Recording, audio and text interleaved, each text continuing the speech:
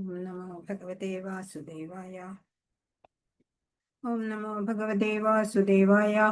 ഓം നമോ ഭഗവതേ വാസുദേവായ.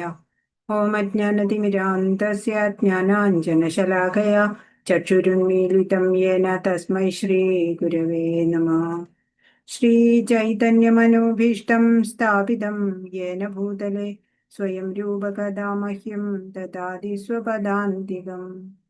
വന്ദേഹം ശ്രീഗുരോ ശ്രീയുതപദകമലം ശ്രീഗുരോൻ വൈഷ്ണവാംശ്ച ശ്രീരൂപം സാഗ്രജാതം സഹഗണരഘുനാഥാന്വിതം തം സജീവം സാദ്വൈതം സാവധൂതം പരിജനസഹിതം കൃഷ്ണചൈതന്യദേവം ശ്രീരാധാകൃഷ്ണപാദാൻ സഹഗണലളിതാ ശ്രീവിശാഖാന്വിതാംശ്ച. ഹേ കൃഷ്ണ കരുണാ സിന്ധോ ദീനബന്ധോ ജഗത്പതേ ഗോപേശ ഗോപികാന്ത രാധാകാന്ത നമോസ്തുതേ. തപ്തകാഞ്ചന ഗൗരാംഗീ ശ്രീരാധേ വൃന്ദാവനേശ്വരി വൃഷഭാനുസുതേ ദേവി പ്രണമാമി ഹരിപ്രിയേ. ജയ ശ്രീകൃഷ്ണ ചൈതന്യ പ്രഭു നിത്യാനന്ദ ശ്രീ അദ്വൈത ഗദാധര ശ്രീവാസാദി ഗൗരഭക്തവൃന്ദ. ഹരേ കൃഷ്ണ കൃഷ്ണ കൃഷ്ണ ഹരേ ഹരേ, ഹരേ രാമ രാമ രാമ ഹരേ ഹരേ. ശ്രീ ശ്രീ രാധാ ഗോവിന്ദ് കി ജയ്, ശ്രീല പ്രഭുപാദ് കി ജയ്, ഗുരു മഹാരാജ് കി ജയ്. ഹരേ കൃഷ്ണ. എല്ലാവർക്കും പ്രണാമം. ഹരേ കൃഷ്ണ. പ്രണാം. ശ്രീ ശ്രീ രാധാ ഗോവിന്ദ് ടെമ്പിൾ ഇസ്കോൺ മാംഗ്ലൂരിൽ നിന്നുള്ള ഭഗവത്ഗീത പഠന ക്ലാസ്സിലേക്ക് എല്ലാവർക്കും സ്വാഗതം. നമ്മൾ 18ാമത്തെ അധ്യായമാണ് കാണുന്നത്. അതിൽ 50 ശ്ലോകങ്ങളാണ് നമ്മൾ ഇന്നലെ കണ്ടത് അല്ലെ. ജ്ഞാനയോഗത്തിലേക്കുള്ള പവിത്രീകരണം എങ്ങനെ സാധിക്കാം എന്നൊക്കെ ഭഗവാൻ നമുക്ക് പറഞ്ഞു തന്നു. അപ്പൊ ജ്ഞാന യോഗി ഹയസ്റ്റ് ലെവലിൽ എത്താൻ എന്ത് ചെയ്യണം എന്നിവിടെ ഭഗവാൻ നമുക്ക് പറഞ്ഞു തരാണ്. നമുക്ക് അധ്യായത്തിലേക്ക് പോകാം.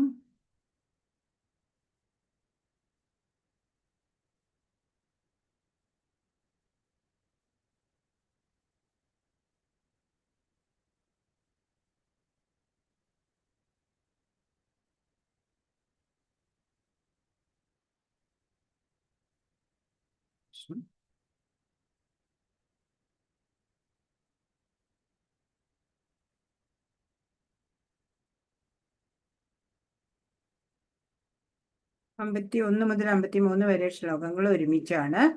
ബുദ്ധ്യാവിശുദ്ധയാ യുക്തോ ധൃത്യാത്മാനം നിയമ്യ ച ശബ്ദാദീൻ വിഷയാം ത്യക്ത്വാ രാഗദ്വേഷോ വ്യദസ്യ ച വിവിക്ത സേവി ലഘ്വാശി യദ വാക്കായ മാനസ ധ്യാനയോഗപരോ നിത്യം വൈരാഗ്യം സമുപാശ്രിത അഹങ്കാരം ബലം ദർപ്പം കാമം ക്രോധം പരിഗ്രഹം വിമുച്യ നിർമ്മമ ശാന്തോ ബ്രഹ്മഭൂയായ കൽപ്പതേ. ബ്രഹ്മഭൂതാവസ്ഥ എങ്ങനെയാണ്? ഭക്തിയോഗി എന്താ ചെയ്യുക? ജപം, പൂജ, ധ്യാനം, ഈ എന്താ പറയാ, ഭക്തിയുത സേവനം, ഡിവോഷണൽ സർവീസ് എല്ലാം ചെയ്തിട്ട് പരിശുദ്ധിയിലെത്തിയിട്ട് ഒടുവില് കൃഷ്ണപ്രേമത്തിന് അർഹരാവും എന്ന് നമുക്കറിയാം അല്ലെ. ആ അഡ്വാൻസ്മെന്റിന്റെ മറ്റൊരു തലത്തിലേക്ക് പോവാണ്. ബുദ്ധി കൊണ്ട് വിശുദ്ധനായിട്ട് മനോനിയന്ത്രണം ഒക്കെ ശീലിച്ചിട്ട് ഭോഗാസക്തിയൊന്നും കൂടാതെ ഭഗവത് സേവന നിരതനാവുമ്പോ പ്രശാന്ത അവസ്ഥ, അങ്ങനെ ആത്മസാക്ഷാത്കാരം ലഭിക്കണു എന്നുള്ളതാണ് ഇവിടെ വരുന്നത്. അപ്പോ തന്റെ ബുദ്ധിയാൽ ശുദ്ധീകരിക്കപ്പെട്ട സ്ഥിരനിശ്ചയനായി മനസ്സിനെ നിയന്ത്രിച്ചും ഭോഗവിഷയങ്ങളെ ത്യജിച്ചും രാഗദ്വേഷങ്ങൾ തീണ്ടാതെയും, അതായത് ബുദ്ധി പ്യുവറാവുക. അത് കഴിഞ്ഞിട്ട് സ്ഥിരനിശ്ചയത്തോടെ അല്ലേ, എനിക്ക് ഭഗവാനെ കിട്ടിയേ പറ്റുള്ളൂ എന്നുള്ള അങ്ങനെ മനോനിയന്ത്രണം ഉണ്ടാവുക. ഭോഗവിഷയങ്ങളിലൊന്നും താല്പര്യമില്ല, അതൊക്കെ ഉപേക്ഷിച്ച് രാഗമോ ദ്വേഷമോ തീണ്ടാതെ വിജനമായ സ്ഥലത്ത് താമസിച്ച്, എന്ന് വെച്ചാൽ അധികം ക്രൗഡൊന്നും ഇല്ലാത്തടത്ത്, സജ്ജനങ്ങളൊക്കെ ഉണ്ടായാലും പ്രയാസമില്ല. അതുപോലെ ലഘ്വാശി എന്ന് പറയാ, ഈറ്റ് ലെസ്, ഭക്ഷണം വളരെ നന്നായി ചുരുക്കി, ശരീരം മനസ്സ് വാക്ക് BMW അല്ലെ, ബോഡി മൈൻഡ് വേർഡ്സ്, അതിനെയൊക്കെ കീഴടക്കിക്കൊണ്ട് ധ്യാനയോഗം അനുഷ്ഠിക്കുക, ധ്യാനനിരതനാവുക. അങ്ങനെയുള്ള ആള് വിരക്തനായും മിഥ്യാഹങ്കാരം, ബലത്തെക്കുറിച്ചുള്ള മതം, എനിക്ക് കഴിവുകളുണ്ട് എന്നുള്ള ആ മതം അതൊന്നും ഉണ്ടാവില്ല. മിഥ്യാഭിമാനം, കാമം, ക്രോധം, ഭൗതിക ദ്രവ്യങ്ങളിൽ ആഗ്രഹം എന്നീ ദോഷങ്ങളെല്ലാം ഒഴിഞ്ഞ് തെറ്റായ അധീശത്വ ബോധമില്ലാതെയും ഇതൊക്കെ എന്റേതാണ് എന്നുള്ള ബോധമില്ലാതെ ശാന്തനായി തീർന്നിട്ട് നിശ്ചയമായും ആത്മസാക്ഷാത്കാരം നേടിയെടുക്കുന്നു എന്നാ പറയണേ. അപ്പോ ഭക്തി യോഗയ്ക്കായിട്ട് സാത്വികതയിൽ ഇരിക്കുക വേണ്ടത് അല്ലേ? ഇപ്പോൾ ഡിവോഷണൽ സർവീസ് ഇപ്പൊ ബുദ്ധി കൊണ്ട് വിശുദ്ധനായിട്ട് ഈ ഭൗതിക തലത്തിൽ നിന്ന് ആത്മീയ തലത്തിലേക്ക് ഉയരുകയാണ്. ആസക്തി, ദ്വേഷം ഒന്നും ഇല്ല. മിതമായ ആഹാരം കഴിക്കുക, വിജന സ്ഥലത്ത് താമസിക്കുക. ആത്മീയ തലത്തിലെത്തിയ ആള് ശരീരനില, ശരീരത്തിന്റെ ആ ഇതുണ്ടല്ലോ നിലനിൽപ്പ്, ആ അത്രയ്ക്ക് വേണ്ട കുറച്ച് മാത്രം ആഹാരം, പിന്നെ ഭഗവത് സേവനം ചെയ്യാനും മാത്രമുള്ള ശക്തി ഉണ്ടാവുക, അത്രയ്ക്കുള്ള ആഹാരം മാത്രമേ സ്വീകരിക്കുള്ളൂ. അപ്പോൾ ഭഗവാനാൽ നൽകപ്പെട്ടത് ആണ് ഇവിടെ കാണുന്നതെല്ലാം, ഭഗവത് ദത്തമായതിനെല്ലാം നമ്മൾ നന്ദി ഉള്ളവരായിരിക്കണം അല്ലേ? അങ്ങനെ വരുമ്പോഴാണ് ഭഗവത് കൃപ നമ്മളിൽ ചൊരിയുക. ഞാൻ ശരീരമാണ് എന്ന് വന്നാല് അതിന്റെ സംരക്ഷണത്തിന് സമയം നീക്കി വെക്കേണ്ടി വരും അല്ലേ? അപ്പൊ ആത്മീയതയ്ക്ക് സമയം ഉണ്ടാവില്ല. ശരീരത്തിനെ പോഷിപ്പിക്കാൻ മാത്രമേ സമയം ഉണ്ടാവുള്ളൂ. അപ്പോൾ ബോഡിലി പ്ലാറ്റ്ഫോമില് അല്ലാത്തതിനാല് അങ്ങനെയുള്ള ആത്മസാക്ഷാത്കാര നിഷ്ഠരായവർക്ക് ഇന്ദ്രിയാസക്തി ഒട്ടും ഉണ്ടാവില്ല അല്ലേ? അപ്പോൾ ഈ മെറ്റീരിയൽ പ്ലാറ്റ്ഫോം എന്ന് പറയുന്നത്, ഈ ഭൗതികത എന്നൊക്കെ പറയുന്നത് ടെമ്പററി ആണ്. സ്പിരിച്വൽ പ്രാക്ടീസിൽ മെച്യൂർ ആയി കഴിഞ്ഞാൽ പിന്നെ ഭഗവാൻ എന്നുള്ള സാക്ഷാത്കാരത്തിലേക്കാണ് എത്തുന്നത് എന്ന് പറയാണ്. Every one is the part and parcel of me എന്ന് ഭഗവാൻ പറഞ്ഞിട്ടുണ്ട്. മമൈവാംശോ ജീവലോകേ ജീവഭൂത സനാതന എന്ന് പറഞ്ഞു അല്ലെ? എല്ലാവരും, എല്ലാ ജീവജാലങ്ങളും എൻ്റെ തന്നെ അംശമാണ് എന്ന് ഭഗവാൻ പറഞ്ഞിട്ടുണ്ട്. അപ്പോൾ ഒരു ഭക്തന്റെ യാത്ര വളരെ സാഹസികമാണ്. ബ്രഹ്മമുഹൂർത്തത്തില് എഴുന്നേൽക്കുക അല്ലെ? അവിടം മുതൽ ഇങ്ങനെ ഡിവോഷണൽ സർവീസ് ചെയ്യാം. എത്ര മനോഹരമായ ദിവസമാണ് ഒരു ഭക്തന്റെ. ഭക്തി യോഗിയായി എന്ന് അഭിമാനിക്കാം അല്ലെ? അപ്പൊ ഭക്തി പ്രാക്ടീസ് ചെയ്തുകൊണ്ടേയിരിക്കണം, നിരന്തരം വേണം, നൈരന്തര്യം വേണം. അതല്ലെങ്കിൽ ഭക്തിയില് ഉയരാൻ നമുക്ക് ആവാതെ വരും. ഭക്തി എന്ന് പറഞ്ഞ നല്ല മനോഹരമാണ്. ബ്രഹ്മമുഹൂർത്തത്തിൽ എഴുന്നേറ്റാൽ മുതൽ നമ്മുടെ ആ ജീവിത രീതി അതേ രീതിയിൽ ചിട്ടപ്പെടുത്താൻ നമുക്ക് കഴിയണം. ബ്രഹ്മസാക്ഷാത്കാരം ലഭിച്ച വ്യക്തി പരമാനന്ദമാണ് അനുഭവിക്കുന്നത്. അതാ ഇവിടെ അഡ്വാൻസ് ലെവലിലുള്ള ജ്ഞാനയോഗിയെ പറഞ്ഞു. ഇനി ബ്രഹ്മഭൂത സ്ഥിതിയിലുള്ള പറയാണ്, അത് നമുക്ക് നോക്കാം. 54 ബ്രഹ്മഭൂത പ്രസന്നാത്മാൻ നശോചതി നകാംക്ഷതി സമസർവേഷു ഭൂതേഷു മദ്ഭക്തി ലഭതേ പരാം. ഈ ആധ്യാത്മിക അവസ്ഥയിൽ എത്തിച്ചേർന്നവർ പരബ്രഹ്മ സാക്ഷാത്കാരം സിദ്ധിച്ച് പരമാനന്ദം അനുഭവിക്കുന്നു. അയാൾക്ക് ദുഃഖമില്ല, ആഗ്രഹങ്ങളില്ല. അപ്പോ ആധ്യാത്മിക ലെവലില് അല്ലെ, സ്പിരിച്വൽ പ്ലാറ്റ്ഫോമിൽ എത്തിച്ചേർന്നു കഴിഞ്ഞാല് പരബ്രഹ്മ സാക്ഷാത്കാരമായി. അത് അപ്പോഴോ പരമാനന്ദമാണ് അനുഭവിക്കുക. പിന്നെ അയാൾക്ക് ദുഃഖമില്ല, ആഗ്രഹങ്ങളൊന്നും ഇല്ല. സർവഭൂതങ്ങളിലും സമഭാവനയാണ് അയാൾക്കുള്ളത്. ഈ നിലയിൽ അയാൾ വിശുദ്ധ ഭക്തിയോടെ ഭഗവത് സേവനത്തിൽ മുഴുകുന്നു എന്ന് പറയാണ്. അപ്പൊ ജ്ഞാനയോഗി എങ്ങനെ ഒരു ഭക്തി യോഗിയാവണത് എന്നുള്ള മാറ്റം സുന്ദരമായ ശ്ലോകമാണ് ഈ 54-ാമത്തെ ശ്ലോകം. അപ്പൊ ഭഗവാനെ അറിയും. ആ ബ്രഹ്മഭൂതാവസ്ഥയില് ഭഗവത് അംശമായ ആത്മാവിനെ അറിയും. ഭക്തന്റെ ജീവിതത്തില് ബ്രഹ്മഭൂതാവസ്ഥയ്ക്ക് ശേഷവും ധാരാളം പുരോഗമിക്കാനുണ്ട്. ജ്ഞാനയോഗി ആ ബ്രഹ്മജ്യോതിസ് വരെ എത്തുള്ളൂ. പക്ഷെ ഭക്തിയോഗം പ്രാക്ടീസ് ചെയ്യുന്ന ഒരു ഭക്തന് വീണ്ടും പുരോഗമിക്കണം. സാഹസിക ജീവിതമാണ്. പരിധിയില്ലാത്ത സമുദ്രം പോലെ ആണ് ഈ ഭക്തിയുത സേവനം. എന്നാല് ആ ബ്രഹ്മഭൂതാവസ്ഥ സ്പിരിച്വൽ പ്ലാറ്റ്ഫോമിലാണ് നമ്മൾ ഈ ഡിവോഷണൽ സർവീസ് ഒക്കെ ചെയ്യുന്നത്, ഭൗതികതയിലല്ല. അതൊക്കെ നമ്മൾ മനസ്സിലാക്കണം.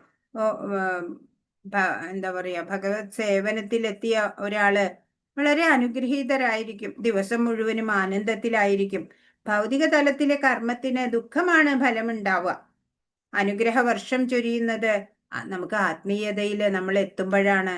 ഇപ്പോ ഭക്തിയുത സേവനം ചെയ്യുന്നവർക്കറിയാം, ഒട്ടും ക്ഷീണിക്കില്ല അല്ലെ. ഡിവോഷണൽ സർവീസ് എത്ര സമയം ചെയ്താലും ഒട്ടും ക്ഷീണം ഉണ്ടാവില്ല, കൂടുതൽ എനർജി ഉണ്ടാവും. അതാ ഭഗവാന്റെ ഒരു ശക്തി, അനുഗ്രഹം. ഇപ്പോ പൂർണ്ണമത പൂർണ്ണമിതം എന്ന് നമ്മൾ പറയും അല്ലെ, ഈശോപനിഷത്തിലെ ധ്യാന മന്ത്രത്തില്.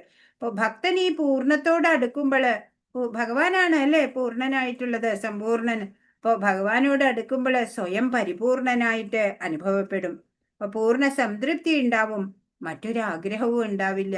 ഇപ്പൊ പ്രസാദം, ഈ ഇപ്പൊ ഒരു എക്സാമ്പിൾ നോക്കുകയാണെന്നുണ്ടെങ്കിൽ, ഇപ്പൊ നിറയെ ലഡ്ഡു, പ്രസാദമായിട്ടുള്ള ലഡ്ഡു ഒരു താലിയിൽ വെച്ചിട്ട് നമ്മുടെ മുമ്പിൽ നീട്ടിന്ന് വിചാരിക്കുക. അപ്പൊ പെട്ടെന്ന് നമ്മൾ വയറ് നിറഞ്ഞിട്ടായിരിക്കണത്, പെട്ടെന്ന് അതിൽ നിന്ന് ഒരു ലഡ്ഡു താഴെ വീണ് പൊട്ടി എന്ന് വിചാരിക്കുക. അപ്പൊ നമുക്ക് സങ്കടമൊന്നും അത്രയധികം വരില്ല അല്ലെ. ഇപ്പൊ ഭക്തിയുത സേവനത്തിൽ തികഞ്ഞ സംതൃപ്തി ലഭിച്ച ഒരാൾക്ക് പിന്നെ മറ്റൊന്നും ആഗ്രഹം ഉണ്ടാവില്ല. വേറെ എന്ത് വേണമെങ്കിലും അവിടെ ഉണ്ടായിക്കോട്ടെ, അതിനോടൊന്നും ആഗ്രഹം ഉണ്ടാവില്ല. ഇപ്പോ ഡിവോഷണൽ സർവീസിലൂടെ തന്നെ പൂർണ്ണ സംതൃപ്തി ലഭിച്ചിട്ടുണ്ട് ആ ഭക്തന്. പിന്നെ ആ ഭക്തന് ഭൗതികമായ എന്തെങ്കിലും ആവശ്യമുണ്ടോ? ഒന്നും ആവശ്യം ഉണ്ടാവില്ല അല്ലെ. കൂടുതൽ കൂടുതൽ സേവനം ചെയ്യും. ശുദ്ധ ഭക്തൻ എങ്ങനെ എപ്പോഴും ഭഗവത് സ്മരണ, എങ്ങനെ ആ ഭഗവാനെ സന്തോഷിപ്പിക്കാം എന്നുള്ള ഒരു ചിന്ത മാത്രാണ്. എങ്ങനെയാണ് എൻ്റെ ഭഗവാനെ സന്തോഷിപ്പിക്കേണ്ടത് എന്ന ഒരു ചിന്ത മാത്രാണ് ആ ഭക്തന് ഉണ്ടാവുള്ളൂ. പരിശുദ്ധ ഭക്തൻ എവിടെ പോയാലും എല്ലാവരിലും കൃഷ്ണഭക്തി ചൊരിയും. അങ്ങനെയാണ് അലൗകിക തലത്തിലെത്തിയ ആ ഭക്തന് വേർതിരിവുകൾ ഒട്ടും ഉണ്ടാവില്ല. എല്ലാവരിലും കാരുണ്യമാണ് ഒരേപോലെ. ഇപ്പോ സമസർവേഷു ഭൂതേഷു എന്നാ പറഞ്ഞത്, എല്ലാ ഭൂതങ്ങളും എല്ലാ ജീവജാലങ്ങളോടും ഒരേപോലെ. ഇപ്പോ വിഷപ്പല്ലുകൾ തകർന്ന സർപ്പത്തെ എന്ന പോലെ ആത്മനിയന്ത്രിതങ്ങളായ ഇന്ദ്രിയങ്ങളെയും ഭക്തന് ഭയപ്പെടാനില്ല. അങ്ങനെയുള്ള ആ ബ്രഹ്മഭൂതാവസ്ഥയിൽ എത്തിക്കഴിഞ്ഞാലോ ഇന്ദ്രിയങ്ങളൊക്കെ വളരെ നിയന്ത്രിതങ്ങളായി മാറിക്കഴിഞ്ഞു. പിന്നെ അത് ഭയപ്പെടേണ്ടതില്ല ഇന്ദ്രിയങ്ങളെ. ഏതുപോലെ ഈ വിഷപ്പല്ലുകളൊക്കെ തകർന്നു പോയ സർപ്പത്തെ പോലെ എന്നാ ഉദാഹരണം പറഞ്ഞേക്കണത്. പിന്നെ കടിച്ചാലും ഒന്നും ഏൽക്കില്ല അല്ലെ. അപ്പോ അങ്ങനെ നിയന്ത്രിതമായ ഇന്ദ്രിയങ്ങളെ കൊണ്ട് പിന്നെ ഒന്നും ചെയ്യാനാവില്ല. ഭൗതിക വിഷബാധയേറ്റ മനുഷ്യനെ പ്രപഞ്ചം ദുരിതപൂർണമാകുന്നുള്ളൂ. ഇപ്പോ ഭൗതിക ഇതയില് മുഴുകിയ ആ ഒരു മനുഷ്യന് ഈ പ്രപഞ്ചം ദുരിതപൂർണമായി തോന്നും. എന്നാലോ ഭക്തന് ലോകം പരവ്യോമത്തെ പോലെയോ വൈകുണ്ഠത്തെ പോലെയോ മഹിമയുറ്റതാണ്. ഒരു ഭക്തൻ ഇരിക്കുന്നിടം തന്നെ വൃന്ദാവനമാക്കാൻ സാധിക്കും അല്ലെ. അങ്ങനെ വൈകുണ്ഠ തുല്യമായിട്ട് ഇവിടെയും ആ ഭക്തന് ജീവിക്കാൻ സാധിക്കും. ഭഗവാന്റെ ഐശ്വര്യത്തെ അറിയുന്നതിന് ഭഗവാൻ നിർദ്ദേശിക്കുന്നത് അനുസരിക്കണം അല്ലെ. കുറച്ചുകൂടി ആഴത്തിൽ പറയാണ് ഭക്തൻ ഭഗവാനെ അറിയുന്നത് എങ്ങനെയാണ്. ഭക്ത്യാ മാം അഭിജാനാതി യാവാൻ യശ്ചാസ്മി തത്വത തതോ മാം തത്വതോ ജ്ഞാത്വാ വിശദേ തദനന്തരം. ഭക്തിയുത സേവനം കൊണ്ട് മാത്രമേ ഞാനാണ് പരമദിവ്യോത്തമ പുരുഷൻ എന്ന സത്യം അറിയാൻ കഴിയൂ. ഭക്തിയുത സേവനം കൊണ്ടേ ഭഗവാനെ ശരിയായി മനസ്സിലാക്കാൻ സാധിക്കുള്ളൂ. ആ ഭക്തി കൊണ്ട് തന്നെ ഭഗവാനെ കുറിച്ച് പൂർണ്ണ ബോധം നേടുമ്പോൾ അയാൾക്ക് ദൈവ സാമ്രാജ്യത്തിൽ പ്രവേശിക്കാൻ കഴിയും. ഇങ്ങനെ ഭക്തി കൊണ്ട് ഭക്തിയാ മാം അഭിജാനാതി, എന്നെ അറിയണമെങ്കിൽ ഭക്തി വേണം എന്ന് ഭഗവാൻ പറയാണ്. അപ്പോ ആ ഭക്തി കൊണ്ട് തന്നെ ഭഗവാനെ കുറിച്ചുള്ള പൂർണ്ണ ബോധ്യം വരും. അപ്പോഴയാൾക്ക് ദൈവ സാമ്രാജ്യത്തിൽ പ്രവേശിക്കാൻ സാധിക്കും. അപ്പൊ എല്ലാത്തിനും ഭഗവത് കൃപ വേണം അല്ലെ. പ്രധാന ശ്ലോകമാണ് 55-ാമത്തെ ശ്ലോകം. അപ്പൊ പരമദിവ്യോത്തമ പുരുഷനായിട്ട് ഭഗവാനെ അറിയാം ഭക്തി കൊണ്ട് മാത്രം അല്ലെ. ഡിവോഷണൽ സർവീസ് കൊണ്ട്. ഭക്തി ഇല്ലാത്തവർക്കോ ഭഗവാനെ അറിയില്ല. അപ്പോ ഒരു ശുദ്ധ ഭക്തനായിട്ടുള്ള ഒരു ആചാര്യന്റെ കീഴില് പ്രാക്ടീസ് ചെയ്തിട്ടാണ് ഒരു ഭക്തൻ ഭഗവാനെ കുറിച്ച് ശരിയായി മനസ്സിലാക്കുന്നത്. അപ്പൊ ഭഗവാന്റെ കൃപ തന്നെ വേണം അല്ലേ ഭഗവാനെ അറിയാൻ. ഭക്തിയുത സേവന നിരതനായ ഒരാൾക്ക് ഭഗവാൻ തന്നെ ജ്ഞാനം പ്രകാശിതമാക്കും. മറ്റൊരു മാർഗവും ഇല്ല തന്നെ എന്ന് പറയാണ്. വിശദേ എന്ന പദം എന്നിൽ ഉൾപ്പൂകുന്നു. വ്യക്തി ശൂന്യ ബ്രഹ്മത്തോടുള്ള ഏകീഭാവം എന്ന അദ്വൈത സിദ്ധാന്തത്തെയാണ് സൂചിപ്പിക്കുന്നത് എന്ന് തെറ്റിദ്ധരിക്കരുത്. അതല്ല ശരി. സ്വന്തം വ്യക്തിത്വം പുലർത്തിക്കൊണ്ട് തന്നെ ഭഗവത് സമ്പർക്കത്തിനും സേവനത്തിനും വേണ്ടി ശ്രീകൃഷ്ണധാമത്തിൽ പ്രവേശിക്കുക എന്നതാണ് ഇവിടെ നിർദ്ദിഷ്ടമായ അർത്ഥം. വിശദേ. അപ്പൊ ഭഗവത് ധാമത്തിൽ പ്രവേശിക്കാൻ എന്ത് വേണം? ഭഗവത് സേവന നിരതനാവണം, അല്ലേ? ശുദ്ധ ഭക്തനാവണം. ഇപ്പൊ ഉദാഹരണത്തിന് പച്ചക്കിളി പച്ചമരത്തിൽ കയറുന്നത് അതിനോട് ഏകീഭവിക്കാനല്ല, അതിന്റെ ഫലങ്ങൾ ആസ്വദിക്കാനാണ്. ഇപ്പോ ഭഗവത് സമ്പർക്കത്തിനും ഭഗവത് സേവനത്തിനും വേണ്ടിയിട്ടാണ് ശ്രീകൃഷ്ണ ധാമത്തിൽ പ്രവേശിക്കുന്നത് എന്നതാണ്.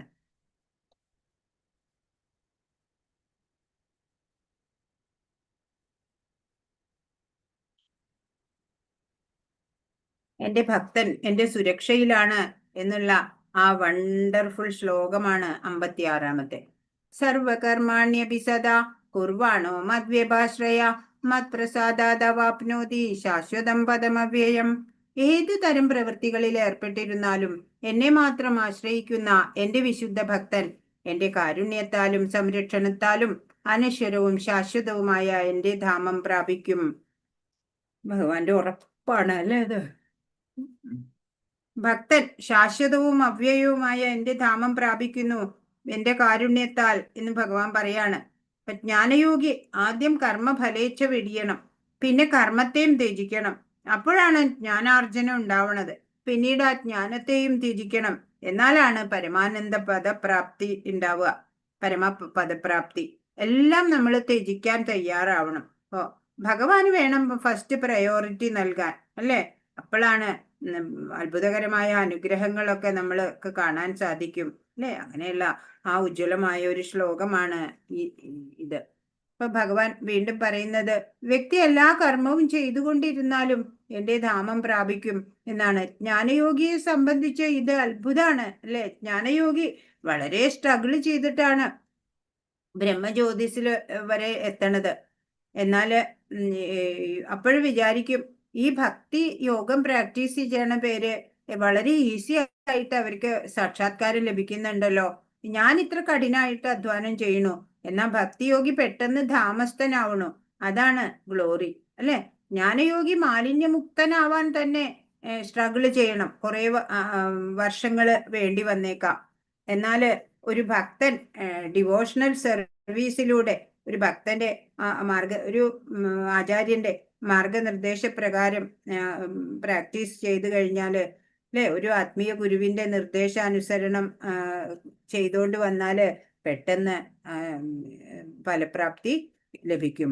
അപ്പൊ അദ്ദേഹത്തിന് കീഴില്, ഗുരുവിന് കീഴില് ഡിവോഷണൽ സർവീസ് ചെയ്യുമ്പോ തന്നെ കൽമഷങ്ങളൊക്കെ അകലും, പരിശുദ്ധനാവും. അപ്പൊ സ്പിരിച്വൽ മാസ്റ്റർ ആ ഭക്തനെ പലതരത്തിലും ഈ എൻഗേജ് ചെയ്യിപ്പിക്കും ഭക്തിയുത സേവനത്തില്. അങ്ങനെ പെട്ടെന്ന് പുരോഗതി ഉണ്ടാവും എന്നാണ്. അപ്പൊ ഒരു ഹോപ്പ് ഗിവിംഗ് സ്റ്റേറ്റ്മെന്റ് ആണ് ഇപ്പൊ ഇവിടെ പറഞ്ഞത്.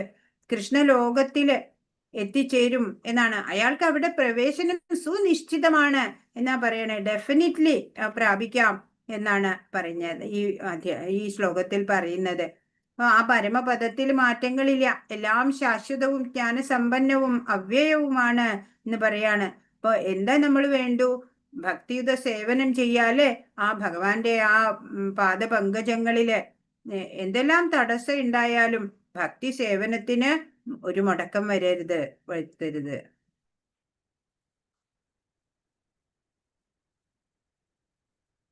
മദ്വ്യപാശ്രയ എന്നതിന് പരമപുരുഷന്റെ സംരക്ഷണത്തിൽ എന്നർത്ഥം. മദ്വ്യപാശ്രയ എന്ന് പറഞ്ഞ പരമപുരുഷന്റെ സംരക്ഷണത്തിൽ. ഭൗതിക കൽമഷങ്ങളിൽ നിന്ന് മോചനം ലഭിക്കാൻ വേണ്ടി വിശുദ്ധ ഭക്തൻ ഭഗവാന്റെയോ അവിടുത്തെ പ്രതിനിധിയായ ആധ്യാത്മിക ഗുരുവിന്റെയോ നിർദ്ദേശം അനുസരിച്ച് പ്രവർത്തിക്കുന്നു. ഭഗവാന്റെയോ ഭക്തന്റെയോ അല്ലെ നിർദ്ദേശം അനുസരിച്ച് പ്രവർത്തിക്കണം. അപ്പോഴാണ് പ്യുവർ ആവുള്ളൂ, അല്ലേ? ഓ, സെർവന്റ് ആണ് നമ്മള്, ഭഗവാൻ മാസ്റ്റർ ആണ്, നമുക്കറിയാം, അല്ലെ? ജീവേരെ സ്വരൂപ ഹോയ് കൃഷ്ണരെ നിത്യദാസ് എന്നാ പറയണേ. അപ്പൊ ജീവാത്മാക്കളായിട്ടുള്ള നമ്മള് ഭഗവത് അംശമാണ്, ഭഗവാന്റെ നിത്യദാസരാണ്.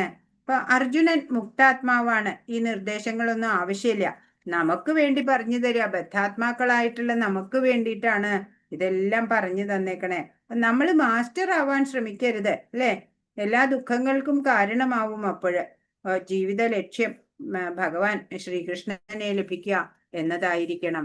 അപ്പൊ നമുക്ക് ശാന്തി ഉണ്ടാവും. ഭഗവത് സേവന നിരതരാവുക. വേറെ ഒന്നും ചെയ്യേണ്ടതില്ല. വളരെ സരളമാണ് അല്ലേ? അപ്പോ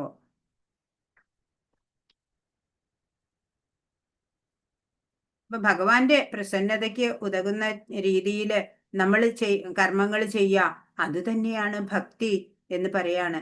അപ്പോൾ ഭഗവാന് വേണം ഫസ്റ്റ് പ്രയോറിറ്റി ഭഗവാന് കൊടുക്കുക. അപ്പോഴാണ് നമ്മൾ സ്പിരിച്വാലിറ്റിയില് ആത്മീയതയില് പുരോഗതി നേടുള്ളൂ. കൃഷ്ണ കൃപ കൊണ്ടേ കൃഷ്ണനെ കിട്ടൂ. അതിന് കൃഷ്ണ സേവനം വേണം. അവിടുത്തെ നിർദ്ദേശങ്ങളെ അനുസരിക്കണം അല്ലേ? കൃഷ്ണാവബോധത്തിലെത്തണം. കൃഷ്ണാവബോധം അല്ലെ? അവബോധം ഭഗവാനിലായിരിക്കണം എപ്പോഴും. ഇപ്പൊ ഒരു 58ാമത്തെ ഉജ്ജ്വലമായ ശ്ലോകമാണ്. 57 പറഞ്ഞില്ല, 57.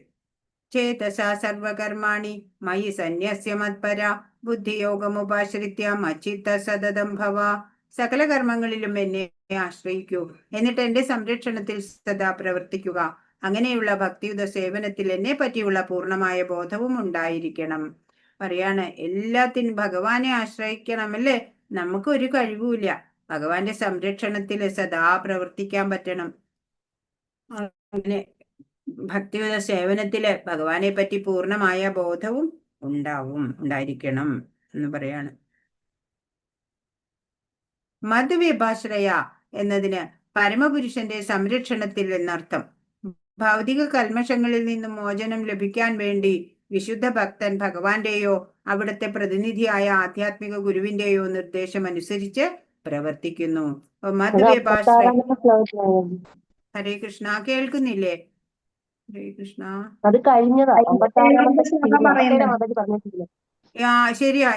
ഈ പാരഗ്രാഫ് മുമ്പ് വായിച്ചതാ അല്ലേ? അതെ. അതെ അതെ അതെ. 58. അപ്പൊ ചിത്തം എന്നിൽ അർപ്പിക്കുന്നവന് എന്റെ പ്രസാദം ലഭിക്കും എന്നാണ് ഭഗവാൻ ഇതിൽ പറയുന്നത്. ഉജ്ജ്വലമായ ഒരു ശ്ലോകമാണ് ഇത്. 58ാമത്തെ.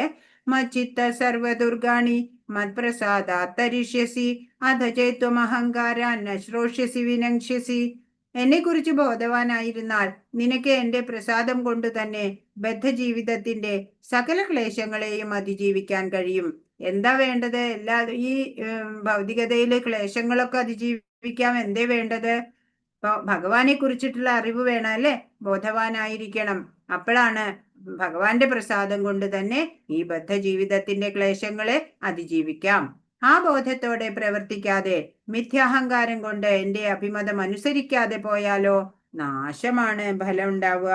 അപ്പൊ ഭക്തന്റെ ഭഗവാന്റെ വാക്കുകളെ അംഗീകരിക്കാനും അല്ലെ, അംഗീകരിക്കാത്തവന് എന്താ ഫലം കിട്ടുന്നത്?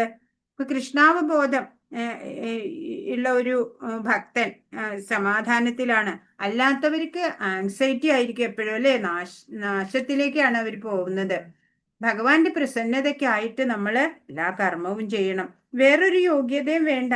കൃഷ്ണാവബോധത്തിലായാൽ മാത്രം മതി.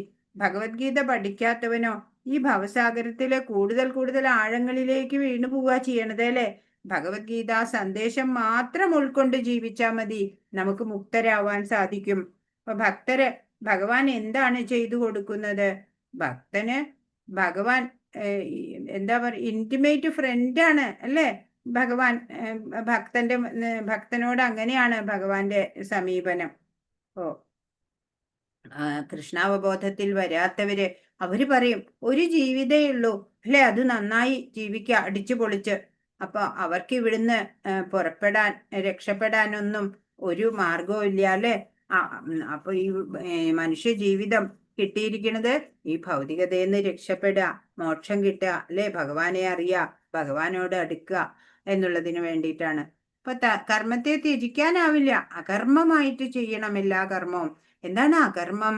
ഭക്തിയുത സേവനം അല്ലെ? സ്വധർമ്മം എല്ലാ കർമ്മം ചെയ്യുമ്പോഴും മനസ്സ് ഭഗവാനിൽ ഊന്നിക്കൊണ്ട് എല്ലാ ഫലങ്ങളും ഭഗവാനായി അർപ്പിച്ചുകൊണ്ട് കർമ്മം ചെയ്യാം. ഇപ്പൊ കൃഷ്ണാവബോധത്തോടെ പ്രവർത്തിക്കാത്തവർ ഭൗതികതയുടെ ചുഴിക്കുത്തിൽ സ്വയം നഷ്ടപ്പെട്ടു പോകുന്നു. സംസാര സമുദ്രത്തിൽ ജനന മരണങ്ങളിൽപ്പെട്ട് വലയുന്നു. ചെയ്യേണ്ടതും ചെയ്യരുതാത്തതും എന്തെന്ന് ബദ്ധജീവാത്മാവിന് അറിഞ്ഞുകൂടാ. കൃഷ്ണാവബോധം ഉദിച്ചവനാകട്ടെ പ്രവൃത്തി സ്വാതന്ത്ര്യം ലഭിക്കുന്നു. ഇപ്പോ മായ മായയാല് നിയന്ത്രിതരായവർക്ക് എന്താണ് ചെയ്യേണ്ടത്, എന്താ ചെയ്യരുതാത്തെ ഒന്നും അറിയണില്ല. അങ്ങനെ അവര് ഈ സംസാര സമുദ്രത്തിൽ തന്നെ ഇങ്ങനെ ജനന മരണങ്ങളിൽപ്പെട്ട് വലയും. എന്നാ കൃഷ്ണാവബോധം ഉദിച്ചവനോ ആണെങ്കിലോ അയാള് ചെയ്യുന്നതൊക്കെ ഹൃദയസ്ഥനായ കൃഷ്ണന്റെ പ്രേരണയനുസരിച്ചും ആധ്യാത്മിക ഗുരുവിന്റെ സ്ഥിരീകരണത്തോടു കൂടിയുമായിരിക്കും. അല്ലെ, ഗുരുവിന്റെ നിർദ്ദേശം അനുസരിച്ച്, അതുപോലെ ഭഗവാന്റെ പ്രേരണ, അന്തര്യാമിയായിട്ടിരിക്കുന്ന പരമാത്മാവ് തന്നെ നമുക്ക് മാർഗനിർദ്ദേശം നൽകുന്നുണ്ടാവും. ആ സിഗ്നൽ പിടിച്ചെടുക്കാൻ നമുക്ക് സാധിക്കണം എന്ന് മാത്രം. അപ്പൊ ഭഗവാന്റെ നിർദ്ദേശം അനുസരിക്കുന്നവർക്ക് ഭഗവത് കൃപയുണ്ടാവും, അനുസരിക്കാത്തവർക്കോ നാശമാണ് എന്ന് പറഞ്ഞു അല്ലെ. ആദ്യ ഭാഗം നമ്മൾ മനസ്സിലാക്കി. രണ്ടാമത്തെ ഭാഗം എങ്ങനെ എന്നാണ് ഇവിടെ, എങ്ങനെയാണ് അത് നടക്കുന്നത് എന്നാണ് ഇവിടെ 59 പറയുന്നത്. യദഹങ്കാരമാശ്രിത്യ നയോത്സ്യ ഇതി മന്യസേ മിഥ്യേഷ വ്യവസായസ്തേ പ്രകൃതിസ്ത്വാം നിയോക്ഷ്യതി. എന്റെ നിർദ്ദേശത്തെ അനുസരിക്കുന്നില്ലെങ്കിൽ, യുദ്ധം ചെയ്യുന്നില്ലെങ്കിൽ നീ വഴിപിഴച്ചു പോകും. അർജുനനോട് പറയാണ്, ഇപ്പൊ ഞാൻ പറഞ്ഞു യുദ്ധം ചെയ്യാൻ, നീ ഇനിയിപ്പൊ അത് അനുസരിക്കണില്ല എങ്കില് നീ വഴിപിഴച്ചു പോകും. മാത്രല്ല നിന്റെ സ്വഭാവ പ്രകൃതിയാൽ നീ യുദ്ധത്തിൽ ഏർപ്പെടുക തന്നെ വേണം. അപ്പോ നിന്റെ ഉള്ളില് കർമ്മവാസന, യുദ്ധവാസനയുണ്ട്. അത് തീരാനായിട്ട് നീ യുദ്ധം ചെയ്യുക തന്നെ വേണം എന്ന് പറയാണ്. ഭഗവത് നിർദ്ദേശത്തെ അഥവാ ഭഗവത് പ്രതിനിധിയായ ആധ്യാത്മിക ആചാര്യന്റെ നിർദ്ദേശത്തെ ഒരിക്കലും അവഗണിച്ചുകൂടാ. പരമപുരുഷന്റെ കൽപ്പന നിറവേറ്റുന്നതിൽ വൈമുഖ്യം കാണിക്കരുത്. ഭഗവത് ആജ്ഞ നിർവഹിക്കുന്നവർ ഏതവസരത്തിലും സുരക്ഷിതരായിരിക്കും. ഇപ്പൊ ഭഗവാന്റെ നിർദ്ദേശങ്ങൾ അനുസരിക്കുന്നവര് എപ്പോഴും ഭഗവാനാലെ സുരക്ഷിതരായിരിക്കും അല്ലെ. പ്രഹ്ലാദിന്റെ പോലെ. ഇപ്പോ ഭഗവാന്റെ ആ പ്ലാനുകള് അത് ഫോളോ ചെയ്യാം. അപ്പൊ നമ്മള് ശാക്തീകരിക്കപ്പെടും എന്ന്. അർജുനന്റെ കർമ്മവാസനയും സ്വഭാവവും അനുസരിച്ചിട്ട് യുദ്ധം ചെയ്യുക തന്നെ വേണം അല്ലെ. അപ്പോ പൂജനീയരായവരെ കൊല്ലാനാവില്ല എന്നൊക്കെയാണ് അർജുനൻ സംശയം ഉന്നയിച്ചത്. അപ്പൊ ഭഗവാന്റെ പ്ലാൻ അനുസരിച്ച് ജീവിക്കണം, അപ്പോഴാണ് അത്ഭുതങ്ങൾ സംഭവിക്കുക. അപ്പൊ ഭക്തനറിയാം ഭഗവാന്റെ പ്രസന്നതയ്ക്കായിട്ട് ഞാൻ പ്രവർത്തിക്കേണ്ടതാണ് എന്ന്. ഭഗവാൻ എല്ലാവരുടെയും പ്രസന്റ്, പാസ്റ്റ്, ഫ്യൂച്ചർ ഒക്കെ ഭഗവാൻ അറിയുന്നുണ്ട്. അപ്പൊ ഭഗവാന്റെ പദ്ധതികള് എന്തായാലും ദ ബെസ്റ്റ് തന്നെ ആയിരിക്കും. അപ്പോൾ ഭഗവാനെ സ്മരിച്ച് എല്ലാ കർമ്മവും ചെയ്യാം. ഞാൻ എല്ലാവരിലും പരമാത്മാവായി സ്ഥിതി ചെയ്യുന്നുണ്ട് എന്ന് ഭഗവാൻ പറഞ്ഞു. അപ്പൊ ഞാൻ മാത്രമാണ് സ്വതന്ത്രൻ, ജീവികളെല്ലാം ബദ്ധരാണ് എന്ന് ഭഗവാൻ പറയുന്നുണ്ട്.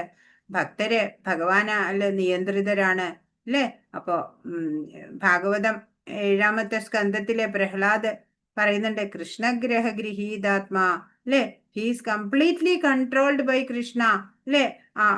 ആ പ്രഹ്ലാദ്, ആ കുട്ടി സ്വന്തം പിതാവ് തന്നെ പലതരത്തിൽ വധിക്കാനൊക്കെ ശ്രമിക്കുമ്പോ എല്ലാ സമയത്തും ഭഗവാന്റെ സംരക്ഷണം ഉണ്ടായി. അഭക്തരെയും നിയന്ത്രിക്കുന്നുണ്ട്. പക്ഷെ കൃഷ്ണനല്ല, മായയാണ് ഭവസാഗരത്തിൽ തപിപ്പിച്ചുകൊണ്ട് മായയാണ് അവരെ കൺട്രോൾ ചെയ്യുന്നത്. ഭക്തരെ ഭഗവാനാണ് കൺട്രോൾ ചെയ്യുന്നതെങ്കിൽ അഭക്തരെ മായയാണ് കൺട്രോൾ ചെയ്യുക. അപ്പൊ ഒന്നുകിൽ നമുക്ക് ഭഗവാനെ സേവനം ചെയ്യാം, അതല്ലെങ്കിൽ മായയുടെ നിയന്ത്രണത്തിലാവാം. ഏതു വേണം അത് നമുക്ക് തിരഞ്ഞെടുക്കാം. അപ്പൊ ആരാണ് മായയെ നിയന്ത്രിക്കുന്നത്? ജനന മരണ ചക്രത്തിൽ എത്തുന്നത് എങ്ങനെയാണ്? ഇവിടെ 60ാമത്തെ ശ്ലോകം. സ്വഭാവജേന കൗന്ദേയ നിബന്ധ സ്വേന കർമ്മണ കർത്തും നേച്ഛസി യന്മോഹാത് കരിഷ്യസ്യ വശോപി തത്. അല്ലയോ പാർത്ഥ, വ്യാമോഹം കൊണ്ട് നീ ഇപ്പോൾ എന്റെ ആജ്ഞ നിറവേറ്റാൻ മടിക്കുന്നു. എന്നാൽ സ്വാഭാവികമായ കർമ്മത്തിന്റെ പ്രേരണയ്ക്ക് വഴങ്ങി അനിഷ്ടമായി തോന്നുന്ന അതേ കർമ്മം നിനക്ക് ചെയ്യേണ്ടി വരും. ഇപ്പൊ നീ ആകെ വ്യാമോഹം കൊണ്ട് നീ ചിലപ്പോ എന്റെ ആജ്ഞ നിറവേറ്റാൻ മടിക്കുന്നുണ്ടാവും. എന്നാല് നിന്റെ ആ സ്വാഭാവികമായ കർമ്മ പ്രേരണ നിന്റെ ഉള്ളിലുണ്ട്. അതിന് വഴങ്ങിയിട്ട് നീ ഇതേ കർമ്മം, ഈ യുദ്ധം തന്നെ നീ മറ്റു പലപ്പോഴുമായിട്ട് ചെയ്യേണ്ടതായിട്ട് വരും എന്ന് പറയാണ്.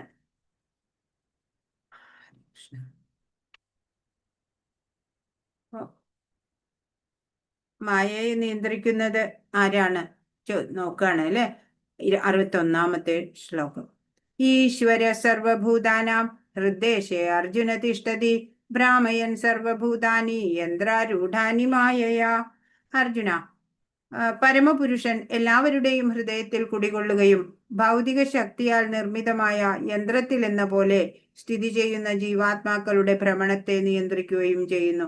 എല്ലാവരുടെയും ഹൃദയത്തില് അല്ലെ ഭഗവാൻ കുടികൊള്ളുന്നുണ്ട്.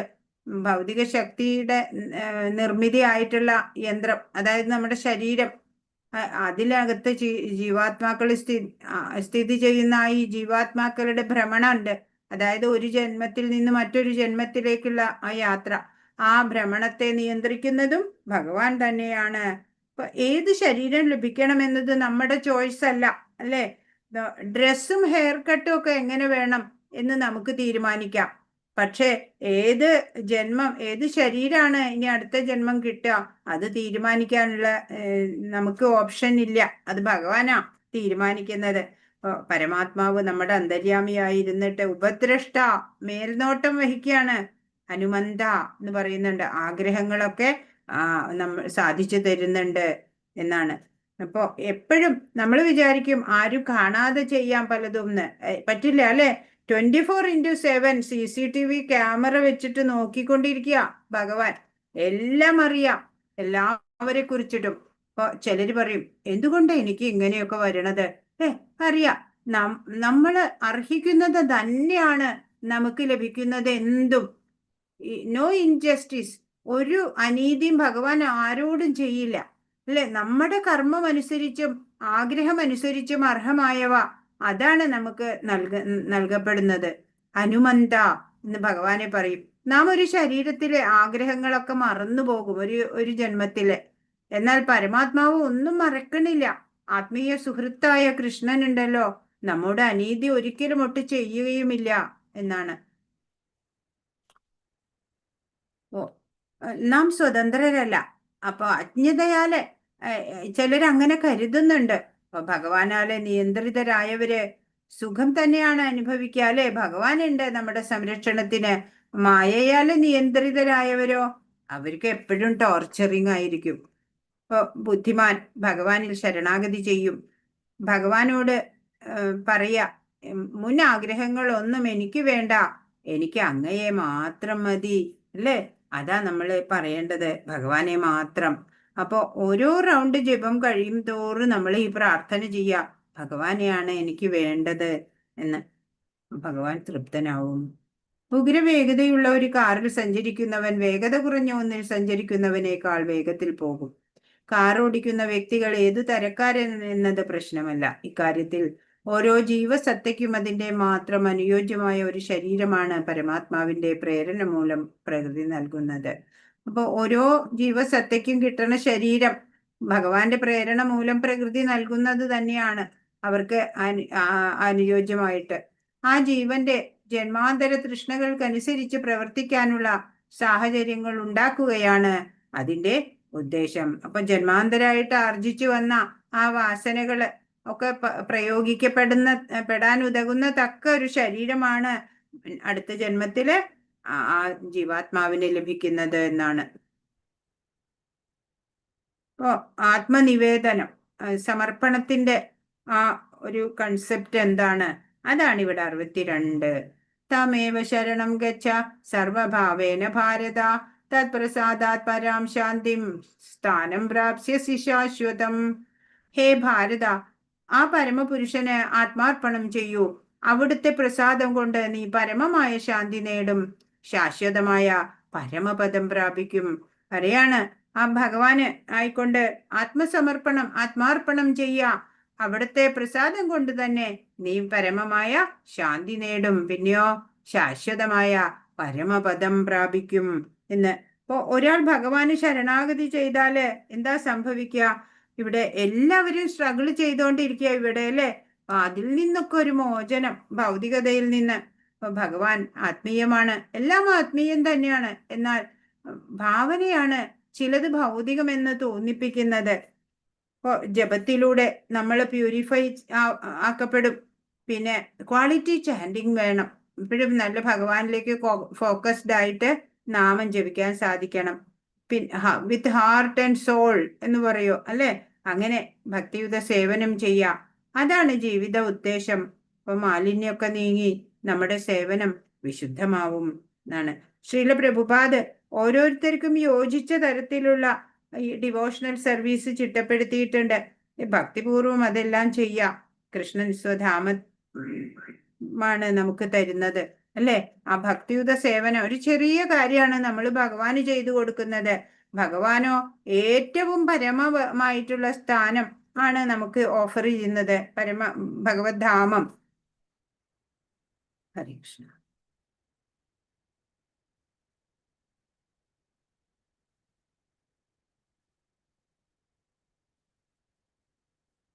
അപ്പൊ 63-ാമത്തെ വളരെ ബ്യൂട്ടിഫുൾ ആയിട്ടുള്ള ഒരു ശ്ലോകാണ്.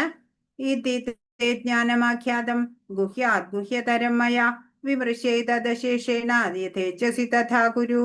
ഇപ്രകാരം അതിരഹസ്യമായ ജ്ഞാനമാണ് ഞാൻ നിനക്ക് വിവരിച്ചു തന്നത്. ഇനി സമഗ്രമായി ആലോചിച്ച ശേഷം ഹിതമെന്ന് തോന്നുന്നത് എന്തോ അത് ചെയ്യുക. പറയാണ്, അതീവ രഹസ്യമായിട്ടുള്ള അറിവാണ് വിവരിച്ചത്. അപ്പൊ ആലോചിക്കുക, അതിനെക്കുറിച്ച് സമഗ്രമായി ആലോചിച്ചിട്ട് ഹിതമേതാണോ ഇഷ്ടമേതാണോ അതുപോലെ ചെയ്യൂ എന്നാണ്. അപ്പൊ എല്ലാ അറിവും നൽകി കഴിഞ്ഞു, അല്ലെ? ഇനി പൂർണ്ണ സ്വാതന്ത്ര്യം നൽകാണ്. അപ്പൊ ഇത് തന്നെയാണ് പ്രപഞ്ച രഹസ്യവും. ഇതാണ് ഭഗവാൻ നൽകുന്ന സ്വാതന്ത്ര്യം. ഭഗവാൻ ആരുടെയും ഫ്രീ വില്ലില് ഇന്റർഫിയർ ചെയ്യുന്നില്ല, അല്ലെ? എല്ലാവർക്കും സ്വാതന്ത്ര്യം കൊടുക്കുകയാണ്. ഇങ്ങനെ പറയണത്, യഥേച്ഛസി തഥാ കുരു, ഹിതമെന്ന് തോന്നുന്നത് ചെയ്യുക എന്ന വാക്കുകൾ ജീവാത്മാവിനുള്ള അല്പമാത്രമായ സ്വാതന്ത്ര്യത്തിൽ ഈശ്വരൻ ഇടപെടില്ല എന്ന് ധ്വനിപ്പിക്കുകയാണ്. ആ പരിമിതമായ സ്നേഹമാണ് ഭഗവാന് എല്ലാവരോടും, അല്ലേ? ഇപ്പൊ നമുക്കാണ് ഭഗവാനെ ലഭിച്ചാല് നേട്ടം.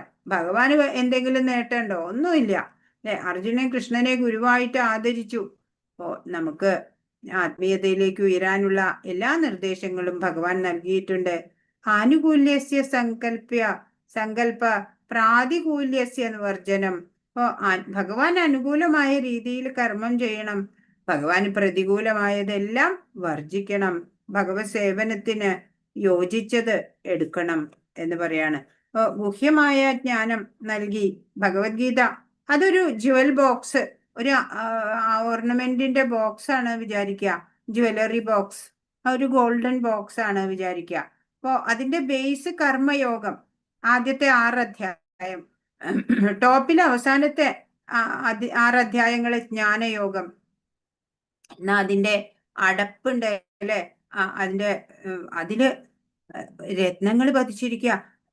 അതാണ് ഭഗവത്ഗീതയുടെ എസെൻസ്, ഭക്തിയോഗം, നടുവിൽ 6 അധ്യായങ്ങള്, അല്ലെ? അപ്പോ ഭഗവത്ഗീത ഒരു ഇപ്പോ ജ്വല്ലറി ബോക്സ് ആണെന്നുണ്ടെങ്കിൽ അതിന് പതിച്ച രത്നങ്ങളായിട്ടുള്ള ശ്ലോകങ്ങളാണ് ഈ പ്രധാനപ്പെട്ട ശ്ലോകങ്ങള് ഒക്കെ ഉള്ളത്. ഹരേ കൃഷ്ണ.